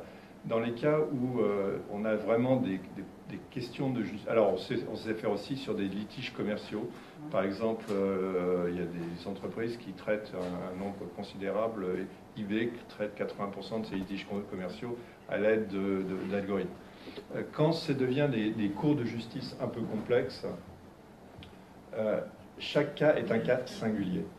Donc on a du mal on n'a pas suffisamment de données, on n'a pas suffisamment de recul, on n'a pas suffisamment de technologie aujourd'hui. L'IA aujourd'hui, à mon humble avis, est très très loin de savoir traiter des cas aussi complexes et aussi singuliers à chaque fois. Pour l'instant, c'est utilisé massivement pour aider à retrouver des jurisprudences. Donc c'est utilisé comme essentiellement des outils de recherche. C'est-à-dire qu'on peut faire avaler des quantités pharaoniques de cas de justice, et puis après essayer de retrouver avec des techniques d'IA des cas qui sont relativement semblables. Mais on est encore très loin de pouvoir s'adapter au cas particulier et être capable de décider, entre guillemets. Mais ma question, c'est pas où on est maintenant. Moi, je sais ce qu'on fait maintenant. Ma question, c'est est-ce que la technologie pourrait, en principe, imaginer, disons, nous pose des limites à imaginer des algorithmes qui apprennent... Je ne connais pas de limites aux algorithmes. Oui. Alors, j'en connais, c'est pas vrai, je connais des limites aux algorithmes. C'est la question des problèmes comme l'indécidabilité ou la complexité qui sont des problèmes classiques où on sait qu'il y a des problèmes qu'on ne sait pas résoudre avec un algorithme. À partir du moment où ces problèmes-là sont résolus par des êtres humains, plus ou moins bien, est-ce qu'un algorithme pourra faire ça aussi bien qu'un être humain? À mon avis, oui, c'est juste une question de temps. Et à mon avis, la vraie question, c'est pas tellement de savoir si un algorithme fera ça mieux qu'un être humain un jour, c'est de savoir jusqu'à quel point on veut laisser à des algorithmes ces responsabilités-là, qui sont des responsabilités qui, d'une certaine façon, définissent notre humanité. Mais là, on est dans un problème philosophique. Est-ce qu'on peut imaginer des algorithmes qui... Oui, on peut. Dans combien de temps? Je ne suis pas futurologue, donc j'en sais rien. Je suis un peu plus nuancé que toi là-dessus, par contre. Bah, j'ai encore jamais vu de problème qu'on ne savait pas résoudre avec un algorithme. Si, il y en a quand même. En fait, il y a deux types d'intelligence quand tu résous des problèmes. Il y a d'un côté, on a ce qu'on appelle l'intelligence verticale. Donc c'est, tu vas vraiment dans le fond d'un problème et tu résous ce problème-là. Et on a ensuite ce qu'on appelle l'intelligence horizontale, qui nécessite en fait de la prise de perspective, qui nécessite de voir les choses dans leur ensemble. Je pense que le cas d'eBay avec les litiges commerciaux, c'est de l'intelligence verticale. Pourquoi? Parce que le problème est bien défini. La machine peut apprendre à résoudre ce problème. Ça, c'est ce qu'on sait faire aujourd'hui. L'intelligence générale, ça, c'est cette capacité en fait de prendre du recul sur un problème et donc de voir sous un angle différent, de changer de contexte de manière autonome, d'être conscient en fait de ce qu'on est en train de faire. Aujourd'hui, il n'y a aucune machine qui est capable de faire ce genre de choses-là. Donc le concept en fait d'intelligence artificielle forte, qui aurait cette capacité de réflexion horizontale, aujourd'hui, c'est 100% de la science-fiction. Ma conviction, et après je ne sais pas si là, ma conviction, c'est qu'en fait, on n'arrivera jamais à créer de l'intelligence artificielle forte dans une machine. Point. Et que tous les scénarios d'IA qui vont nous tuer, qui vont nous surpasser sur ces trucs-là, en fait, c'est n'importe quoi. Et je pense qu'il y a une beaucoup plus forte probabilité qu'on arrive un jour à s'implanter une puce qui nous permette de faire appel à des IA faibles et d'utiliser notre intelligence horizontale avant qu'on arrive à créer ça dans des machines. Et la raison, pour être honnête, c'est qu'elle est simple, c'est que je pense que les technologies nécessaires pour arriver à faire de l'intelligence artificielle forte ne vont pas découler du machine learning d'aujourd'hui. C'est-à-dire que tu peux investir 100 milliards de dollars dans le machine learning et faire de la recherche pendant 10 ans. À mon avis, c'est juste une autre théorie qu'il faut de l'intelligence pour arriver à faire ça. Et donc, je suis d'accord avec, je suis pas d'accord avec toi pour une fois, c'est que je pense que oui, c'est évident que ça sera pas avec du machine learning comme on l'a aujourd'hui, qui est en gros une méthode qui nous permet d'apprendre à refaire des tâches compliquées comme de reconnaître des images ou de reconnaître des choses comme ça. Donc ça, c'est une technique. Mais il y a beaucoup de choses qui tiennent de l'intelligence artificielle qui n'ont rien à voir avec ça. Par exemple, on sait faire maintenant, on sait avoir des algorithmes qui sont capables de raisonner et de faire de l'inférence. Donc ça, c'est des algorithmes qui raisonnent, qui sont pas juste à reconnaître des choses, mais qui raisonnent. Alors, c'est d'autres applications compliquées, différentes. On commence à faire aussi. Alors, dans la question que le problème que décrivait un peu Rand, il y avait cette notion d'être capable d'avoir tout un contexte. Là, on a besoin de machines qui ont des connaissances. Là, on touche, par exemple, mon sujet de recherche personnelle, c'est on est capable de représenter tout un réseau de connaissances. Alors aujourd'hui, c'est un peu embryonnaire, mais finalement, les connaissances que vous avez, vous, c'est pas non plus des milliards de connaissances, vous êtes quand même limité. Et donc, on peut représenter des machines qui sont capables d'avoir des connaissances, de raisonner, de faire des tâches de reconnaissance d'images, par exemple, avec des réseaux de neurones, des choses comme ça. Alors, la question, c'est une question... Ça reste pas des IA fortes, ça reste non, des mais problèmes... c'est plein de problèmes, c'est plein de problèmes bien définis. Et donc, pour moi, il n'y a pas vraiment de magie. C'est-à-dire que je pense que la façon dont un cerveau humain fonctionne et la façon dont on peut imiter le cerveau humain, c'est à partir d'un certain nombre de fonctionnalités, qui sont des fonctionnalités comme la vision, ça on sait faire, comme la reconnaissance, comme le langage, on commence à s'y faire. Moi, je pensais que le langage, c'était quelque chose qui était particulièrement compliqué. C'est pas forcément le plus compliqué. Donc, on commence à être... Alors, il ne faut pas croire qu'il y a un algorithme qui serait les réseaux de neurones profonds qui ferait toute votre intelligence. Non. Il y a tout un paquet de choses. Il ne faut pas croire non plus que ça arrivera la semaine prochaine. Je n'ai pas donné de date, hein, ça mettra peut-être 50 ans, ça mettra peut-être 100 ans, j'en sais rien, je ne suis pas futurologue. Mais je ne vois pas de raison fondamentale qui nous empêcherait d'avoir ça.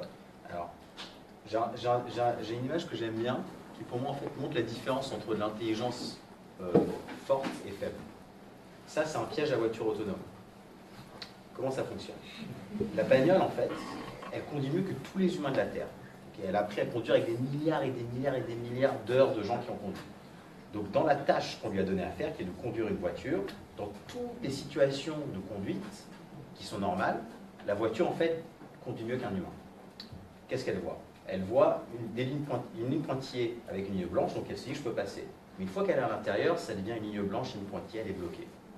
Pourquoi est-ce que la voiture est bloquée? Nous, en tant qu'humains, quand on conduit, on regarde ce truc-là, et en fait, au moment où on voit ça par terre, qu'est-ce qui se passe en fait? C'est qu'on sort de cette interprétation premier degré de la conduite, on prend la perspective et on se dit non mais ça c'est clairement une vaste blague, quoi. Et donc on continue à conduire. On prend de manière autonome et consciente du recul sur un problème, on décide dans un cas qu'on n'a jamais vu, que personne n'a jamais vu sur Terre, de décider d'ignorer de manière intelligente. La voiture sera incapable de faire ça. Tant qu'elle n'aura pas cette capacité de second degré, cette capacité en fait de prise de perspective et de réflexion horizontale, elle ne sera pas capable de résoudre un problème aussi simple que ça. Et donc ça, pour moi, en fait, c'est en une photo, c'est globalement la différence entre l'intelligence humaine et l'intelligence artificielle aujourd'hui. Je pense que c'est dans un problème particulier, parce que je vais te donner un autre exemple qui, moi, m'a bluffé. C'est des gens qui travaillent sur des robots. Donc, essentiellement, ils avaient des robots, c'est des robots à 6 jambes. Et la question, c'est qu'est-ce qui se passe si ces robots, il y a un moteur qui bloque, ou il y a une jambe qui se casse, ou un truc comme ça. Et donc, là, on est exactement dans qu'est-ce qui se passe dans une situation qu'ils n'ont pas prévue, a priori. Et donc, les robots buggaient. C'est-à-dire que quand il y avait un moteur qui se bloquait, le robot ne savait plus faire parce qu'il était dans le cercle. Et puis, on ne lui avait jamais appris à faire autrement. Et donc, ces gens-là ont fait des recherches. Je ne dis pas que c'est facile, c'est un cas très particulier, sur des robots particuliers à 6 pattes. On n'est pas du tout encore dans l'intelligence générale, on n'est pas du tout dans l'IA générale, du tout, forte. On est dans un cas particulier, mais ils ont entraîné leur robot de telle façon, ils ont fait d'une certaine façon essayer des tas de choses, et à la fin, vous avez des robots, vous trouverez ça sur le web, c'est un peu viral. Les robots, vous leur bloquez un moteur, et puis ils clopinent. Vous en bloquez un deuxième, ils clopinent. Et puis à un moment donné, je crois qu'ils en bloquent plein, et le robot a plus que 3 jambes, et ils ont trouvé, le robot finit par découvrir, ça paraît presque magique, mais essentiellement c'est parce qu'on lui a donné une facilité d'essayer de découvrir le monde autour. Il découvre une façon de sautiller, donc essentiellement c'est un truc complètement instable, il tombe, et puis hop, il saute, il tombe, et puis il saute, et ça paraît délirant, et il a découvert une nouvelle façon de marcher, 3 pattes, etc. Donc, je ne dis pas qu'on est dans l'intelligence artificielle forte, comme a dit Rand, on n'y est pas encore, mais encore une fois, les possibilités de l'algorithmique sont telles que si un humain a pu le faire, je ne vois pas pourquoi une machine ne pourrait pas. Alors j'ai 2 questions C'est bien qu'on ne soit pas d'accord sur un truc. Bah, on a enfin trouvé un truc sur lequel on n'est pas d'accord. Et puis moi j'aurais pratiquement attendu l'inverse presque. J'ai 2 questions de la timeline. Alors d'abord, comment est-ce que vous protégez vos données personnelles vous-même? Et ensuite, est-ce que vous pouvez imaginer que des algorithmes soient soumis à l'approbation de l'Assemblée nationale? J'espère bien. Alors, l'Assemblée nationale, encore faut-il qu'ils soient compétents pour les juger. Sinon, c'est pas du tout un jugement de leur incompétence ou quoi que ce soit. C'est juste que ça demande quand même des compétences très particulières qui ne sont pas forcément à l'intersection des compétences qu'on demande de quelqu'un qui est à l'Assemblée nationale. Et par exemple, l'exemple de l'APB... La nouvelle Assemblée nationale aurait beaucoup plus de gens qui sont capables d'écrire un programme informatique que la dernière. Il y a quelqu'un qui avait évalué ça à 3-4 personnes pour la dernière, on sera plus de 20. C'est bien, c'est un bon début. C'est un bon début. Je pense que la question, c'est plus pas sur le code en lui-même, mais sur la portée du code, sa logique. Pas plus, pas moins que des experts du domaine, quoi. Après, ça dépend. Hein. Je veux dire, est-ce qu'ils vont consulter des gens externes qui vont les aider ou pas? Donc, auquel cas, la question, c'est est-ce que l'Assemblée nationale prend la décision finale? Ce qui est une question différente de est-ce que c'est eux qui jugent en fait la qualité du truc, quoi. Je pense que c'est ça. Oui. Si tu prends des algorithmes qui commencent à rentrer dans le domaine public, APB est un exemple, mais dans la fiscalité, maintenant il y a une boîte qui s'appelle OpenFisca qui a carrément codé tous les algorithmes des impôts et des charges sociales, des prestations sociales.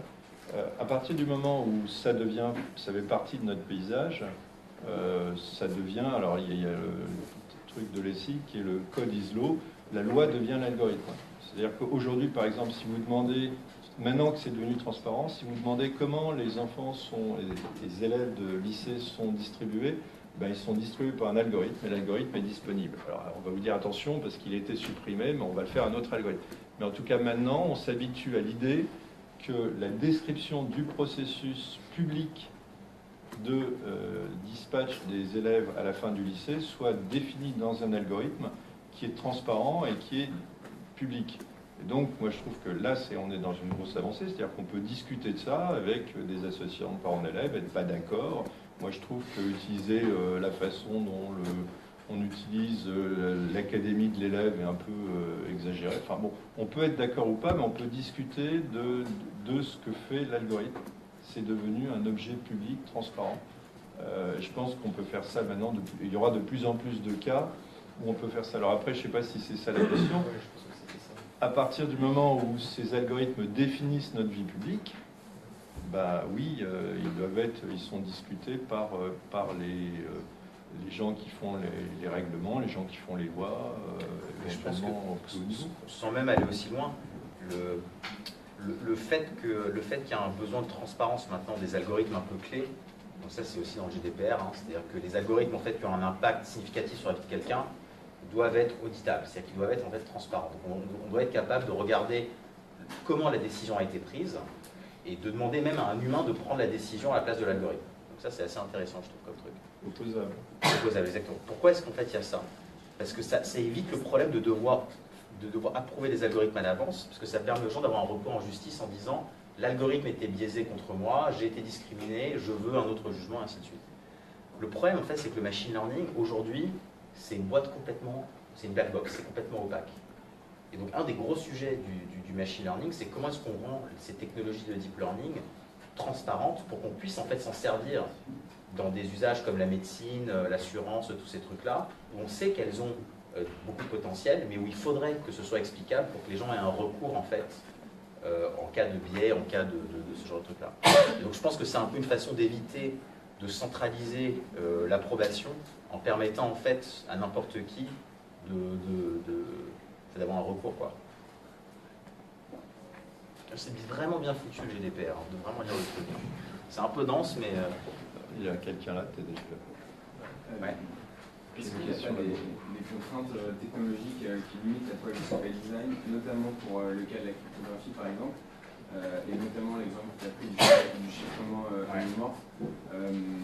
Est-ce qu'on pourrait traiter les mêmes masses de données aujourd'hui si je disais que le chiffrement anonymorphe, au final, ça consomme une source de calcul et ça consomme une énergie phénoménale?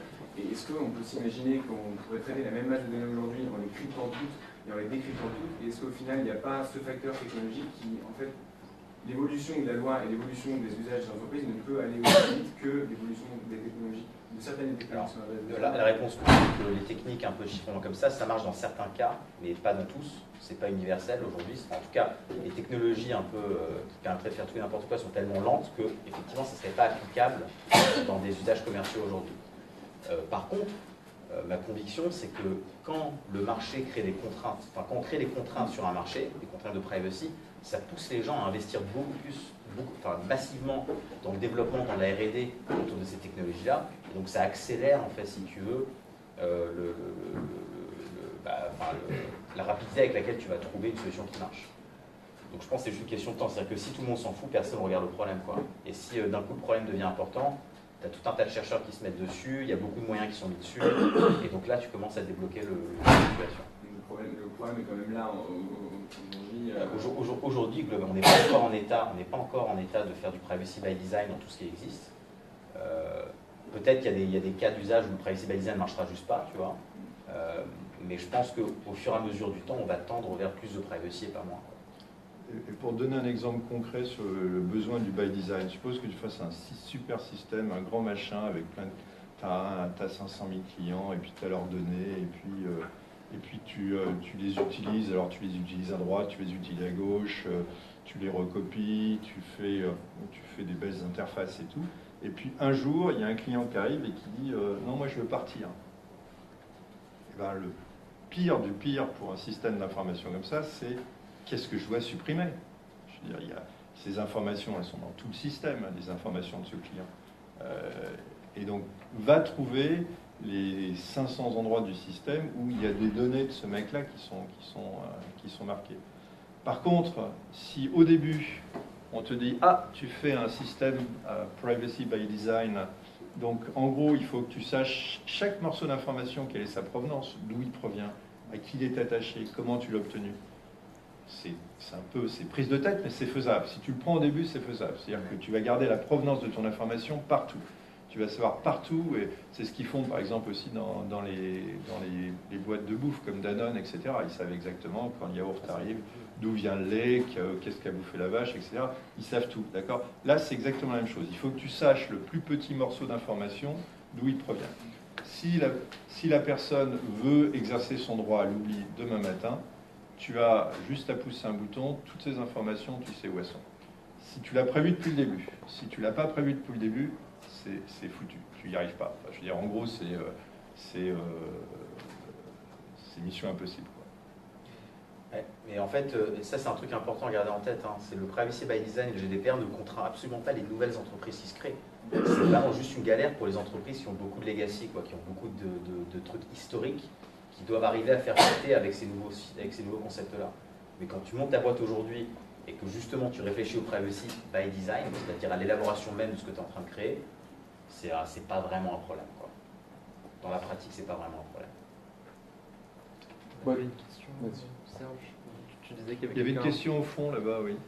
J'avais une question juste sur le fait qu'on puisse contester les décisions d'un algorithme. Est-ce qu'on peut imaginer des recours contre la décision d'un algorithme en imaginant qu'on fera un recours contre les données qui ont servi à entraîner cet algorithme en disant que les données sont biaisées, et à ce moment-là, il faudra essayer de vérifier les biais dans les données pour pouvoir vérifier si l'algorithme a pris une bonne décision. Absolument. C'est-à-dire que tu fais un recours en disant cette décision est injuste. Après, il faut que tu tiennes compte de tout ce qui a entraîné cette décision. Donc, est-ce que le code est correct? Est-ce que les données d'entraînement ne sont pas correctes? C'est exactement ça qui s'est passé dans un certain nombre de cas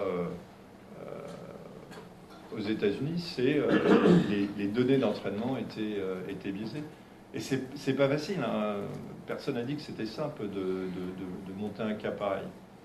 Alors quand tu vas trouver, enfin moi j'imagine les accidents de bagnole avec les voitures automatiques, je fais partie des gens qui sont persuadés qu'on va voir les voitures automatiques arriver dans pas longtemps parce qu'en fait on sait le faire, c'est pratique, c'est efficace. Il n'y a aucune raison qu'on ne puisse pas les assurer parce qu'elles ont moins d'accidents qu'un conducteur un peu alcoolo le samedi soir ou des choses comme ça qu'on assure pourtant. D'accord ? Donc il n'y a aucune raison. Mais on risque d'avoir de temps en temps des problèmes juridiques absolument indébroussaillables. Avec des... est-ce que c'est la faute de cet algorithme ou est-ce que c'est la faute de la librairie qu'il a utilisée, du logiciel qu'il a utilisé? Est-ce que c'est le contexte qui était une erreur? Est-ce que c'est la façon dont l'algorithme a été entraîné? On multiplie la complexité. Donc c'est sûr que c'est pas simple. Parce qu'on a devant soi un objet hyper complexe. Hein.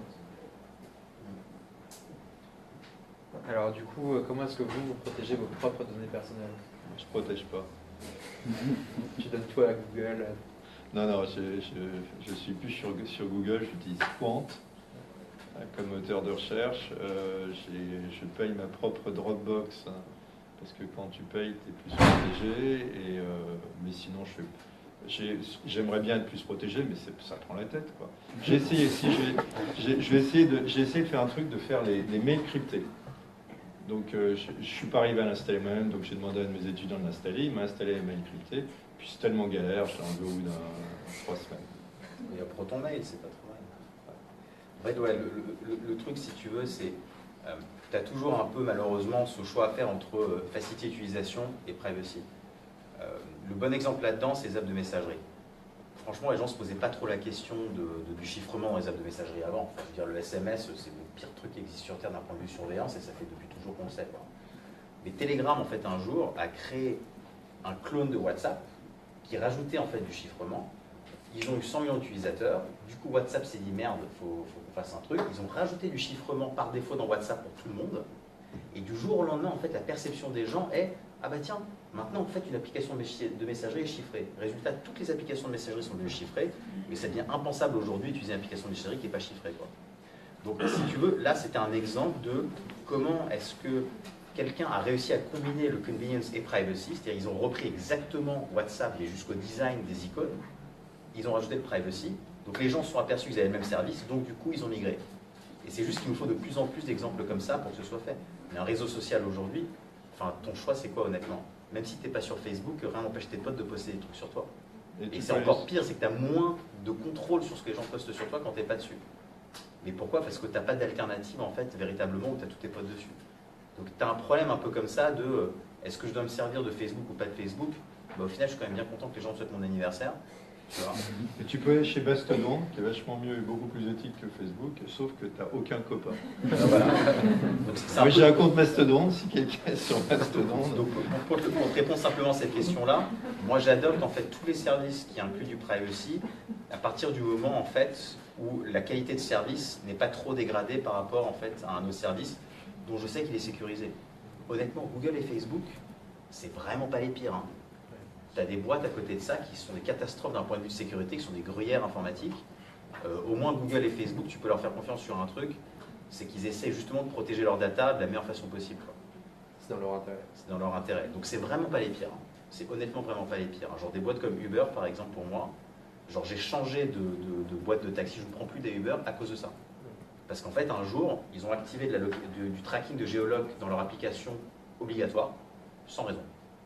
Le produit n'en a pas besoin. Mais ils t'ont forcé en fait à avoir des géologues. Bah moi, ça pour moi, c'était la goutte de trop. Donc j'ai dit, bah tu sais quoi, chaque fois que je vais dans une ville, je vais trouver le compétiteur local qui ne fait pas ça. Non, mais j'ai fait l'effort de le faire.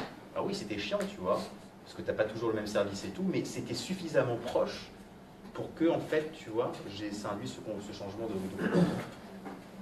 Et je crois que la raison aussi, c'est qu'il faut que ce soit simple d'utilisation. Mais c'est ça. C'est vraiment le... Parce qu'en fait, je pense qu'on est à peu près tous pareils. Bon, il y a quelques pourcents de personnes qui sont tellement parano qu'ils sont capables de passer tout le temps qu'il faut pour se mettre leur serveur chez eux, leur mail, tout chez eux. Ils sont geeks, ils arrivent à le faire. Mais pour la plupart des gens, on aimerait bien être protégé, mais on n'a pas envie d'y passer nos jours. Quoi. Et c'est vraiment l'intérêt d'ailleurs pour moi, c'est l'intérêt c'est le rôle des gouvernements, des institutions, c'est justement de protéger la vie privée des gens. Parce que le but du privacy, soyons clairs, ça ne devrait pas être un truc auquel on pense. En fait, moi j'aimerais que les gens s'en foutent, mais pas qu'ils s'en foutent parce qu'ils ont laissé tomber, mais qu'ils s'en foutent parce que c'est garanti par défaut dans leur vie, quoi. Tu vois, de la même façon qu'aujourd'hui, on n'a pas besoin de se poser la question de est-ce qu'on va se faire bombarder demain ou quoi que ce soit, parce qu'on fait confiance au gouvernement pour nous protéger, pour tout un tas de trucs, bah, ça doit être un petit peu pareil avec le privacy. Ça doit être en fait par défaut dans la vie des gens et pas un truc auquel il faut penser de manière active, quoi. Et ça vient. Ça vient. En Europe. Oui, on a la chance d'être en Europe. On est vraiment en avance sur les États-Unis et évidemment sur les pays encore plus totalitaires. Est-ce qu'on a le temps pour une dernière question? Est-ce qu'on a une de la salle? Sinon, il y en a sur le... Alors, battez-vous. Qui n'a pas posé de questions, ceux qui veulent poser des questions? Bon, personne. Allez, tiens, On vas-y. va en deux rapides. Allez, deux rapides. Ok. Moi, c'était par rapport à l'intelligence artificielle, parce que je trouve très positif. Et je voudrais savoir si tu penses qu'il y a des risques.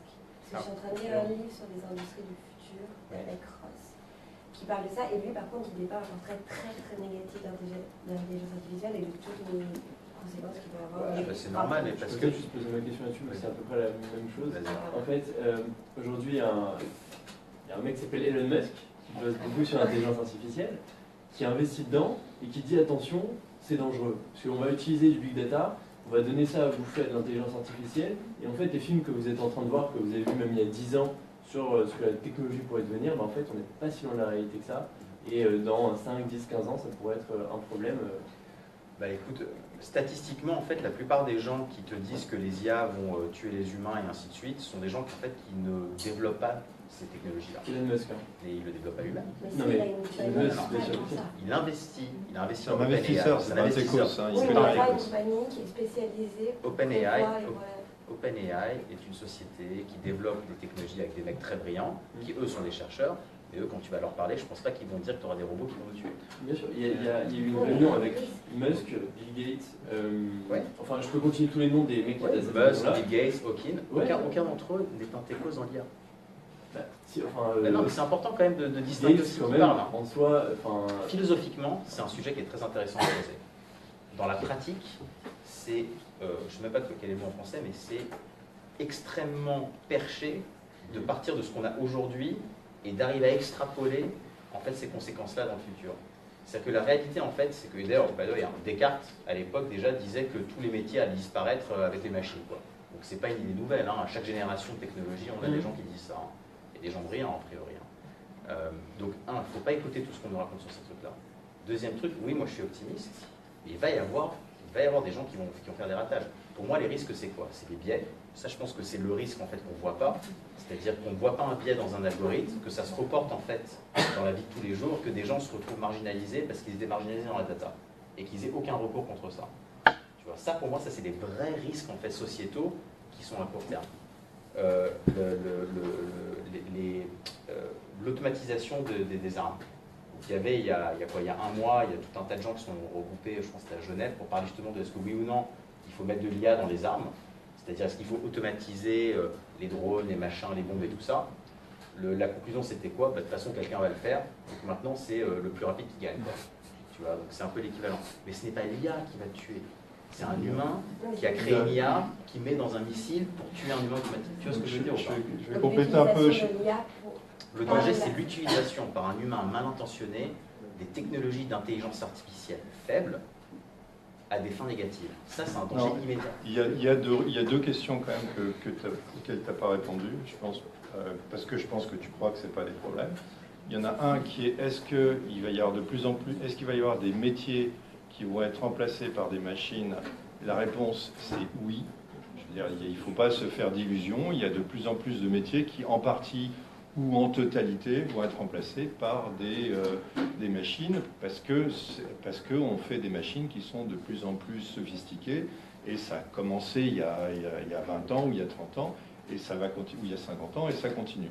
Donc ça, c'est la première chose. Mais la question, moi, ça m'intéresse. Ce n'est pas une question à mettre sur le compte comme un risque, c'est quelque chose comme un bénéfice. C'est-à-dire qu'on va se débarrasser d'un certain nombre de tâches. Et la question après, il y a des questions sociétales, comment on partage le bénéfice du travail de ces machines, mais ce n'est pas le problème, c'est pas les machines vont nous remplacer pour faire des tâches. Les gens, ils ont envie d'un salaire, ils n'ont pas forcément envie de travailler. La deuxième question, c'est est-ce que... mais c'est une question. La deuxième question, c'est est-ce que ces machines, et ça c'est les espèces de fantasmes à la Musk, est-ce que ces machines vont devenir tellement puissantes qu'elles vont vouloir prendre notre place parce que c'est l'espèce d'évolution des espèces, ce sera devenu une espèce plus intelligente que nous, et donc comme suivant l'évolution des espèces, elle est plus intelligente que nous, elle va prendre notre place. À mon humble avis, c'est une question qui se pose, mais c'est une question qui est absolument mal posée, parce que ce n'est pas une espèce, c'est une création d'humains. On n'est pas en train de parler d'une espèce qui va nous détrôner, on est en train de parler de logiciels que nous développons à notre service, qui est quand même complètement différent. Mis à part le fait que, et là je rejoins complètement Rand, on n'en est pas là, enfin je veux dire, faut arrêter, quoi. On a quand même quelques années devant nous avant que ces machines soient capables d'autonomie. En général, elles font la tâche qu'on leur a demandé de faire, il ne faut quand même pas exagérer non plus. Donc, première chose, est-ce qu'on prend le travail des humains? Il faut bien s'habituer à ça, ça va continuer, ça a déjà commencé et ce sera de plus en plus. Les chauffeurs de taxi sont fait remplacer par les Uber, les Uber vont se faire remplacer par les voitures autonomes, et il y aura plein d'exemples comme ça, d'accord? Bon, ça, c'est pas ça la question. Alors l'autre question, est-ce que à la Elon Musk, il faut s'inquiéter de machines qui vont nous dépasser d'un point de vue de l'évolution des espèces? C'est pas sans aller jusqu'à l'évolution des espèces, mais par exemple, si on a une machine qui est capable de prendre une initiative, de prendre une décision, cette décision n'est pas forcément en ligne avec c'est nous les qui gens programmons ces machines, merde. En fait, regarde, déjà là, ce raisonnement-là d'une machine qui elle-même, du coup, aurait conscience de sa capacité à changer de décision, ainsi de suite, ça nécessite de l'intelligence forte. Okay. Aujourd'hui, vu qu'on n'est même pas à un balbutiement d'idées de comment faire l'intelligence artificielle forte, Ça serait l'équivalent de se poser la question de si on peut aller plus vite que la vitesse de la lumière pour aller dans l'espace, quelles sont les conséquences? Okay. J'en sais rien, c'est une question qui est trop loin. Oui, alors est-ce que philosophiquement on peut s'imaginer que la physique, en fait, on s'est planté depuis 100 ans et qu'on peut avoir de la téléportation? Ok, ouais, on peut l'imaginer, quoi. Est-ce que c'est fondé scientifiquement? Non. C'est ça la réalité, c'est exactement pareil que l'IA. C'est pour moi, en fait, l'IA forte, c'est l'équivalent de la téléportation en physique, quoi. C'est juste, ça existe dans notre tête, mais ça n'existe pas dans la vraie vie, quoi. Et il faut juste se dire que ces machines, c'est nous qui décidons ce qu'elles font. Alors c'est vrai qu'on commence maintenant, parce qu'elles sont de plus en plus sophistiquées, on commence à avoir des problèmes qui sont des problèmes clairs. Comme moi, pour reprendre l'exemple des armes létales, un drone qui va faire de la reconnaissance de visage, qui va décider que c'est sa cible et qui va lui exploser à travers la gueule, il a pris l'initiative de tuer une personne.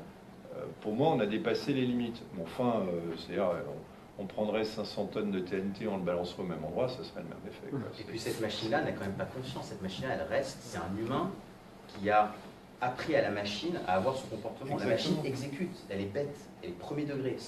On m'a dit de buter un humain qui ressemble à ça, je bute un humain qui ressemble à ça. Point. Tu vois. Et ce qu'un roboticien m'a expliqué, c'est que c'est vachement mieux parce qu'il aurait tué qu'une personne, il aurait tué tout le village. Mais là, il y a le problème des signature strikes. Parce que là, c'est pas par rapport à la personne, à quoi ça ressemble la personne, mais le comportement de la personne. Par exemple, si ces personnes sont en train de prier, on est pire, des larmes, etc. Et ça, c'est un problème qui existe. Mais ça, c'est un problème qui sort de l'IA. Ça, c'est un problème dans ce moment, c'est qu'on a tendance en fait avant, si tu veux, il fallait avoir fait quelque chose pour que les gens s'intéressent à toi. Aujourd'hui, il suffit que tu aies un comportement spécifique pour qu'on s'intéresse à toi. Et c'est ça en fait le danger, mais ça c'est pas spécifique à l'IA, quoi. Ça c'est plus en fait un problème culturel qu'on a tendance maintenant à juste vouloir ficher tout le monde comme étant un comportement dangereux, alors qu'ils ont globalement rien fait, quoi.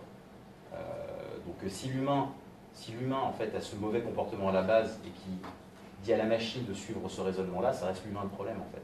Tu verras que dans tous ces raisonnements-là, c'est l'humain le problème à la base. Hein. C'est jamais la machine. Hein. La machine, elle fait ce qu'on lui demande. Hein.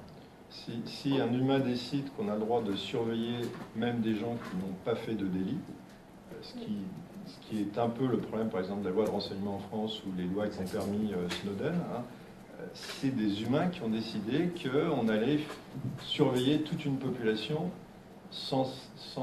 alors que jusqu'à maintenant, l'habitude, c'était de dire « Ah ben non, on va surveiller machin parce qu'il a des fréquentations dangereuses et puis qu'il a commis un délit, etc. » Aujourd'hui, on peut surveiller toute la population. Et là, la question, c'est un problème de société. La question, c'est est-ce qu'on veut une société comme ça? Et 80% des députés ont voté la loi de renseignement. Ouais, parce que c'est trop subtil. Alors voilà, j'allais le dire. On va nous voter hors de Sciences Po. On va remercier chaleureusement nos deux intervenants.